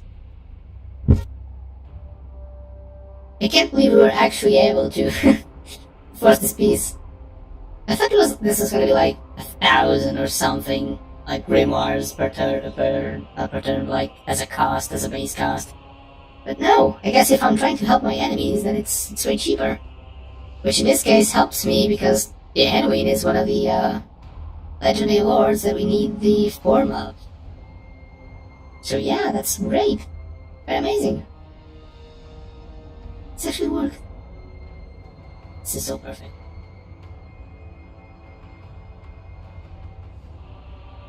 It's just a shame that the teleport stance still consumes some of my magic. Imagine using a teleport and having your energy and magic consumed. That'll be no good. In any case, ladies and gentlemen, I'm just looking at the time right now, and given that today's stream started a little bit later than what I would like, what we're actually going to do is we're going to keep on streaming for about 15 to 20 minutes later. And if we have a battle, we're not going to stop just because we're streaming. We can still, just because it's the, we're not going to stop for something just because we're streaming. We can still take a little bit of time. Because I think that today we did some progress. It's not amazing, but hey, it's something. I suppose. Oh wow, this is a close victory. I mean, I would love to do this battle. And oh wow. Yeah, this is a unique thing of the Halloween, but we stole it. And we're gonna get a symbiotic. Okay, heroin. Nice. And we got one more form for the collection. We don't even have 7, just one more. Just to fill the first row. It's gonna be quite an adventure, I think. Quite an adventure. Bringing bedlam. So, yeah, sure, more movement range right now. Stock. My army has stock. Sure. Not complaining. Stock basically makes it so that our army always gets the small chance of ambushing. Minus melee attack. What does this do? Gives armor. I suppose it's not bad, but this is it. The one that takes armor is my favorite one. Because less armor means that they take more damage from like flaming things and whatnot. Which, hey, it's pretty good. This gold on Shegrath. Doesn't give me much money, unfortunately. Oh well. Too bad. Well, this one, however, does give me money. And also in Shegrath, I'll make one of these secret buildings. I would make, if I could. I can't. Okay. Just keep swimming, said Dory once. So we just keep walking in the same direction. We will eventually meet someone that can give us another form. Let's see, is there actually anyone in here? Fortunately there isn't, or that seems like there isn't. I could, like, come to the middle. Waldorf is controlled by the Vampire Coast. Interesting. Very interesting. I know we could try and go back, enter the portal, and then finally come back to the Empire Theater. However, that's gonna take so long. So, I might as well just keep on going right, eventually reach Norska, which it's basically the big, like, inflated, Finland and Norway, I think. The region of Norway is just extremely enlarged in this, like, quote-unquote Europe map. It's not a real world map, but it has some similarities. Like, you can see how they got inspired to do something. Yeah. I think that might be what we'll do. I'm having actually so much fun. Just playing a more laid-back game on stream. It's so amazing. Makes me quite happy. Thank you guys so much for being here. I hope you guys are enjoying this at least half as much as I am. Just half. You don't need to enjoy it too much. Just half of it. That's already enough for me. Yeah, it's gonna take a while, I think. It's gonna make a difference. We walk more if we run. Not much, but I mean, I suppose it's more. So yeah, let's keep on going right. See what we'll find. Can we find something good? Well, we have no clue yet. Well, building upgrade. I do have some money to upgrade buildings, not much. And what is this Slaver's Point? Is there any benefit on... I don't think there is. However, if I were to put that on Black Fortress, though... Oh, it already has one. So Circle of Destruction, maybe, already has one. What doesn't it have? It doesn't have one of these. So I'll build one there. Just to bump down the discoverability a bit. Oh, that's a mouthful. Discoverability a bit. But yeah. I also think it's somewhat funny that Zidane Black is just going back and forth on his own territory. Unsure of where to actually go. I mean, hey, it happens, you know? He gave himself to be friends with the trickster god, so he pays the consequences in the price now. Well, there is starting to, like, the number of factions alive is starting to look a little bit more normal. I suppose. With many of them coming back, or actually not coming back, but with many of them getting into confederations. Yeah, my brain is losing a lot of power. Since is currently my Senate after all. Oh, the silver number of sorcerers. Don't mind if I do actually. It blankets all. You know, my army's kinda weaker because I'm not getting magic and I'm actively losing it. But, to be fair. Wait, what's Funsburg? Actually, no. Improve this one. I want them to love me more. Wow, they went from hating my absolute guts to just kinda being very unfriendly. Just slightly better. It will come a time where this faction loves me. And it's all using the power of Zinch Jesus. No, it's actually all using the power of Stockholm Syndrome. They will learn to love me whether they want to or not. Because I'm here to spread the love and affection and mutations and change and... Wait, quick question about Warhammer lore and stuff. So, Nurgle's like the god of life and like the process of like growing old, growing up, and you know, deteriorating and like recycling your own body and giving life to something else, and you know, disease, stuff like that. But at the same time, Zinch is a god of change. So, suppose puberty, right? That's a very big change for your body. Which god would have the domain of like puberty? Is it like a conjoined, like, do they both have a say in that? Do they both decide that puberty is their thing? Because it's both part of growing old and both part of its change. This is a very important question of the utmost importance for me to answer. We gotta find the answer. We just have to.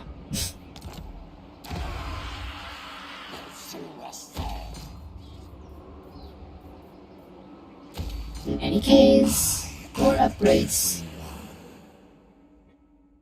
There's many things I need here. I'll say that, like, replenishing the faction would not be a bad idea, but hey, it's not like we are desperately in need of that. We are in need of that, just not desperately. That'd be weird. Sure, more Grimoires, more supplies, why not? Can I get the teleport? Yes, I can. We absolutely can. Let's go!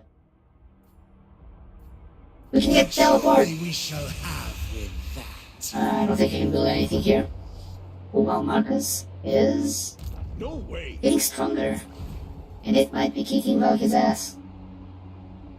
Oh well. I suppose that she'll just end up going away with, oh wow, getting a lot of money. All of a sudden, oh, we're just getting a lot of money. I mean, I'm not complaining. Wish there was more money, so I can make more, use the money to make more money. Investments. See? Who says that a random streamer cannot give a life lesson? Just get any random number of monies and use those monies to make more monies. Economy. It's obvious. How did you not think of that? But then you ask, if I don't have any monies, how do I make more monies? Well, I'll tell you the answer. You steal and pillage. Nah, I'm actually joking. As long as it's a game, it's fine. You can steal all you want in a video game. As long as it doesn't cost the happiness of someone else. And if it's a video game and you are able to steal something, then perhaps it's in the best interest of the video game, you know? I've played some Sea of Thieves and people were very mad that we stole from them, but hey, the game's called Sea of Thieves, you know? And it's not like we were just, oh yeah, we'll take the refugees. And it's not like we were ever just eager to make them mad. It was a game. We were nice. Sometimes we were funny, sometimes not. It's true, sometimes we were just kind of mean. Which is, it's not great to be kind of mean, but hey, sometimes you gotta be kind of mean. But yeah, as long as it's in a video game, it's all good. You guys can steal whatever you guys want. Just don't do it in real life, that's bad. And dumb. No, honestly. Yeah, very dumb. Hey, more money. Go. More money is good. And what's this? Isn't this? Oh, this is the other tribe. Okay. So we have 260 or 450. We're gonna walk towards the big monies. Who's this guy? Oh, this is a chariot. I was like, this looked like an ogre from far away. I was trying to understand what kind of weapon he had. It had horses on the front. I might be a little bit cooked. Not going to lie. Change. However, I think we might have found our last collectible face today. Because this is Camry. I mean, not a city of Camry, but the faction that should be on Camry. Which is Cetra, the imperishable Lord of Lords, Lord of Ashes, Lord of Gold. He has such a long name that I could have spent the whole stream saying it, and I would probably still be saying it. It's one of the funniest copypastas in the world of Warhammer. If not the funniest. Hilariously followed by people asking if other people know what the Demon Kulaba is, which is just a stupid meme from way back when. It's just writers trying to be as body horror edgy as possible. It is just gruesome. But then you take that as a standard for the Warhammer stories and things, and then it's just, oh, so that was the absolute worst. Then you remember that the Empire actually enslaves and lobotomizes a lot of people to make AIs, and then that becomes the bad thing. Falling through the eyes. Declare war, sure. I mean, I'll have to move towards that direction anyway. Comes death. Oh, it's running blood. Somehow. I don't think that's supposed to happen. Just a thought. It's just a little thought that I had in my little head. Yeah, Tomb Kings are not known for making a lot of money. Hey, not judging, neither am I. Who shall I eat? More skills. Sure, symbiosis, why not? With these gifts. Oh yeah, this gives me 50% less upkeep. Oops. Forgot about that as well. Chaos incarnate. Sure, I'm doing very well militarily speaking, but we still have the problem of, not having the special improvements for our character, even though we have information on 30% of the world at this point. And we still not 30, maybe 20 somethings% of the world have info on them. And we still don't know where a lot of legendary lords are. The ones that worry me are the ones that have the wards. Cathay has not a lot of wards. The Empire has a few, but still the Empire a little bit. We got Marcus, which is fine, but the vampire counts. Where are the vampire counts? Where are they? I've seen one. Who else? The Lizardmen somehow concern me because they're not a very strong faction when fighting outside of the territory. And I don't think there's a single Lizardman in Lestria. There might be one in Cathay, depending if Nakai got relocated or not. Which, if there is, they are good. No one's ever gonna find them. The Beastmen? are also a faction that might be lost somewhere. Especially because they're permanently invisible. And now the only vampire faction that we knew of that's not a pirate just died. Just disappeared off the face of the earth. So hey. Where is your army though? Who are you at war with? Okay, all my allies and then 2 factions that I don't yet know. Okay. Outpost available. Upgrade available. Yes, absolutely, please. Speaking of outposts, let me get more money. So I can make more money when I spend money. Just like the word money. Hope you guys can tell I like the word money. I also like money. Like, in and of itself. Very good. I don't have much, but hey, very good indeed. Now we wait for a little more time. What's the Hunts Marshal gonna do? Honest question. As a conquistador, I suppose he should be the one responsible to conquer the regions of Brazil, what would have been Mexico, stuff like that. That's his whole, like, roleplay reason for being in Austria, but or the fantasy Brazil that's full of lizards. See, but he is in the edge of the he is in what would be, I don't know, Alaska maybe? Close to Alaska maybe? Not sure. Pandemonium is my name. Well, it could be somewhere. Let's get back here. Is such a prison.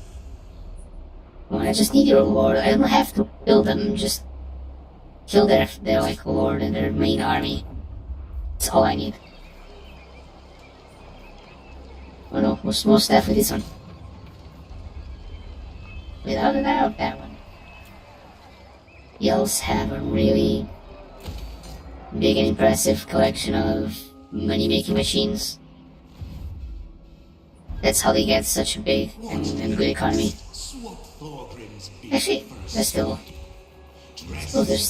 buildings I can upgrade. Like this one. This one is one of the few that I can upgrade. With this one. With this, why not? Just spread them everywhere. We don't even have to worry about like troops or anything because we're always on the move. There's no point. We could like globally recruit them and whatnot, but there's just no point. Which again is a shame because we don't have a lot of engine units. Eventually, I'd like to replace some of my own units with the Chaos Dwarves ones. Those would be good. But hey, if the Chaos Dwarves decide that they don't want to be part of our little alliance anymore, then, you know, you just have to convince them again. Using a little bit of force and the fact that their territory is getting filled with cults. Yes, we will use religion to take them down. This is a true fantasy. Wait, what? Where's Kairos? That's an actual form I don't have yet. I'd love to get it. I mean, I'm not going all the way down there just to get Kairos.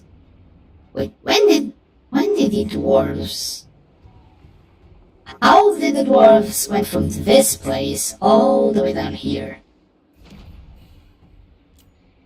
I mean, hey, more power to them, you know? Where's Camry? Like the main army. Where's Satro the Imperishable?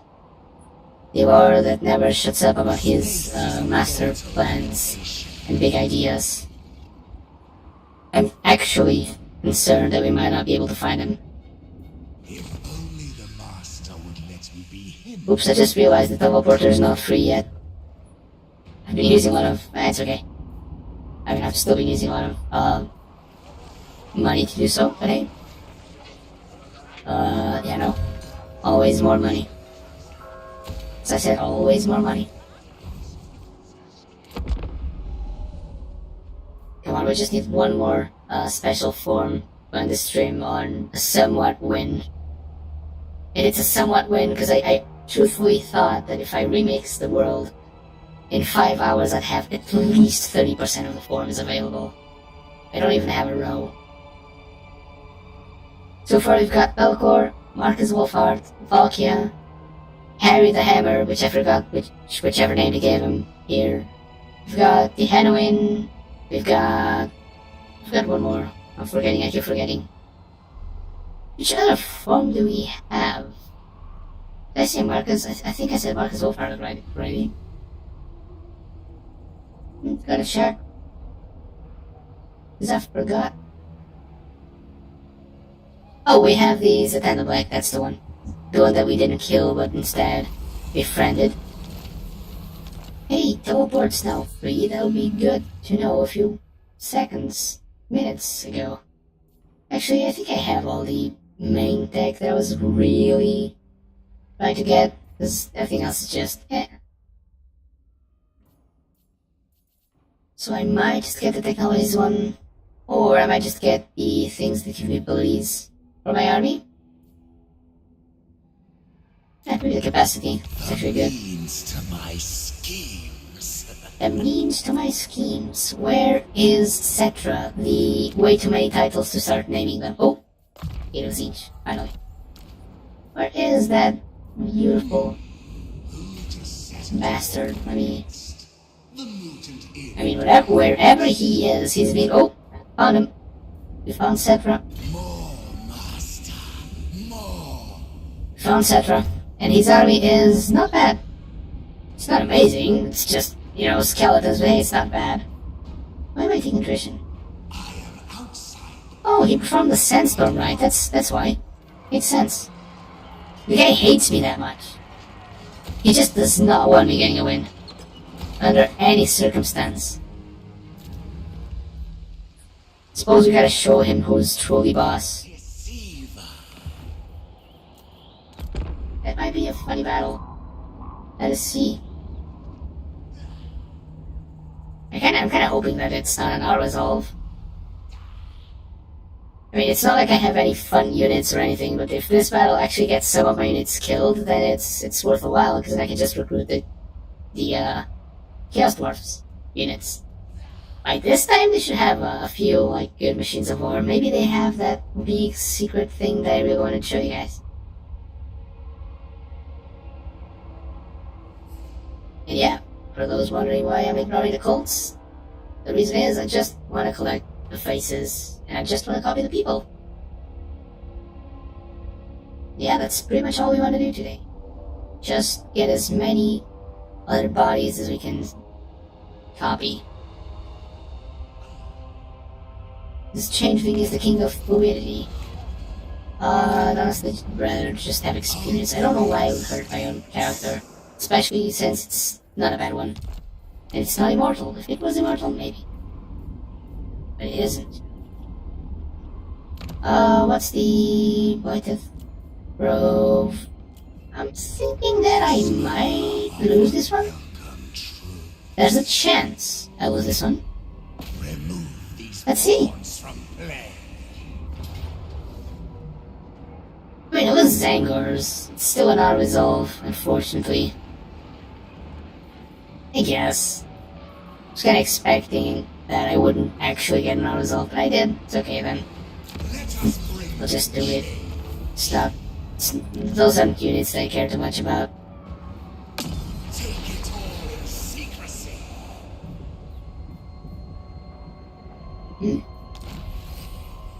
Hey, we got Cetra! Which means... oh sorry, not this one. We already have a row of characters. Now we're missing all the other ones. And shall I remind you guys, these are the base one characters, like the base game characters. These are not...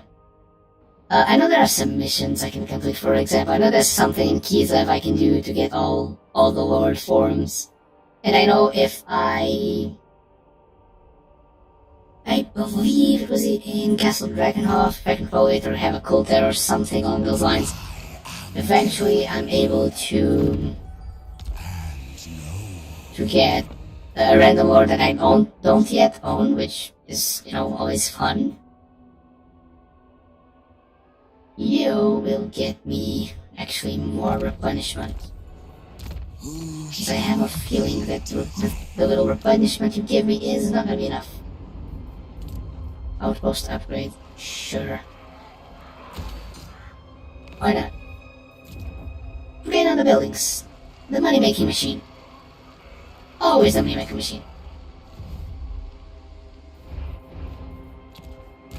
Chaos incarnate. Thought it was just to pass the turn. Just playing ping pong with camera. Yeah, I mean, you might have to give this little experiment, declare this little experiment has failed as of today. There's always next stream. And if all else fails, there's always just the video. You can always just make a video about it. Hey, you guys are interested in something like that? I'd love to do it. I've been very inspired by guys like Brilliant Stupidity, Praximus, Hazor. I suppose that Hazor does a little remote stuff, not much Total Warhammer, but you know, the Anti-Creeper, and guys like those. They really inspired me to try and make some content way back when. Haven't really made anything with that, but hey, they inspired me. Can I recruit from allies? What can I get? Oh, there he is. This is one of them. Just gonna get 2 of these. This is sort of the coal units I was talking about. It's like a flying castle tower. Just a flying castle tower, that's it. It's amazing. I don't think I can recruit any of their other units, so I'll just recruit from global. You know, might be time for me to start upgrading the other buildings, like so I can get better units eventually. It's not like that's the only thing that matters, but hey, it's very important, so I might start doing it. Mortals and stuff, because I'll eventually have to build mortals. Oh yeah, this should also probably start doing the... Let's check the House of Knowledge. It's the tier 4 one, of course. Of course it is. But I should probably start upgrading these so I can get specials in heroes. And those would definitely be a good idea, because, you know, more forms for me to acquire, more forms for me to transform into.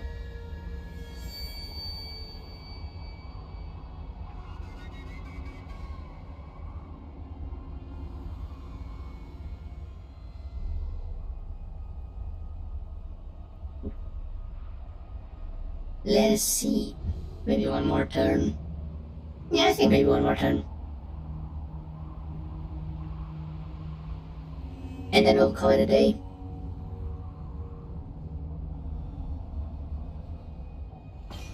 Just one more turn. Just waiting for all other factions to decide if they're gonna kill someone or get killed themselves. Until it's our turn. Oh, nice. We made another cult, which is always good. We gain a substantial income. Yeah, I would actually like to get a substantial income. That's definitely something. Even in real life, I wouldn't mind having substantial income in real life. You know, it's one of my personal objectives. Oh yeah, I can't move. Well, one actual turn. You know, I'm not gonna do anything with this one.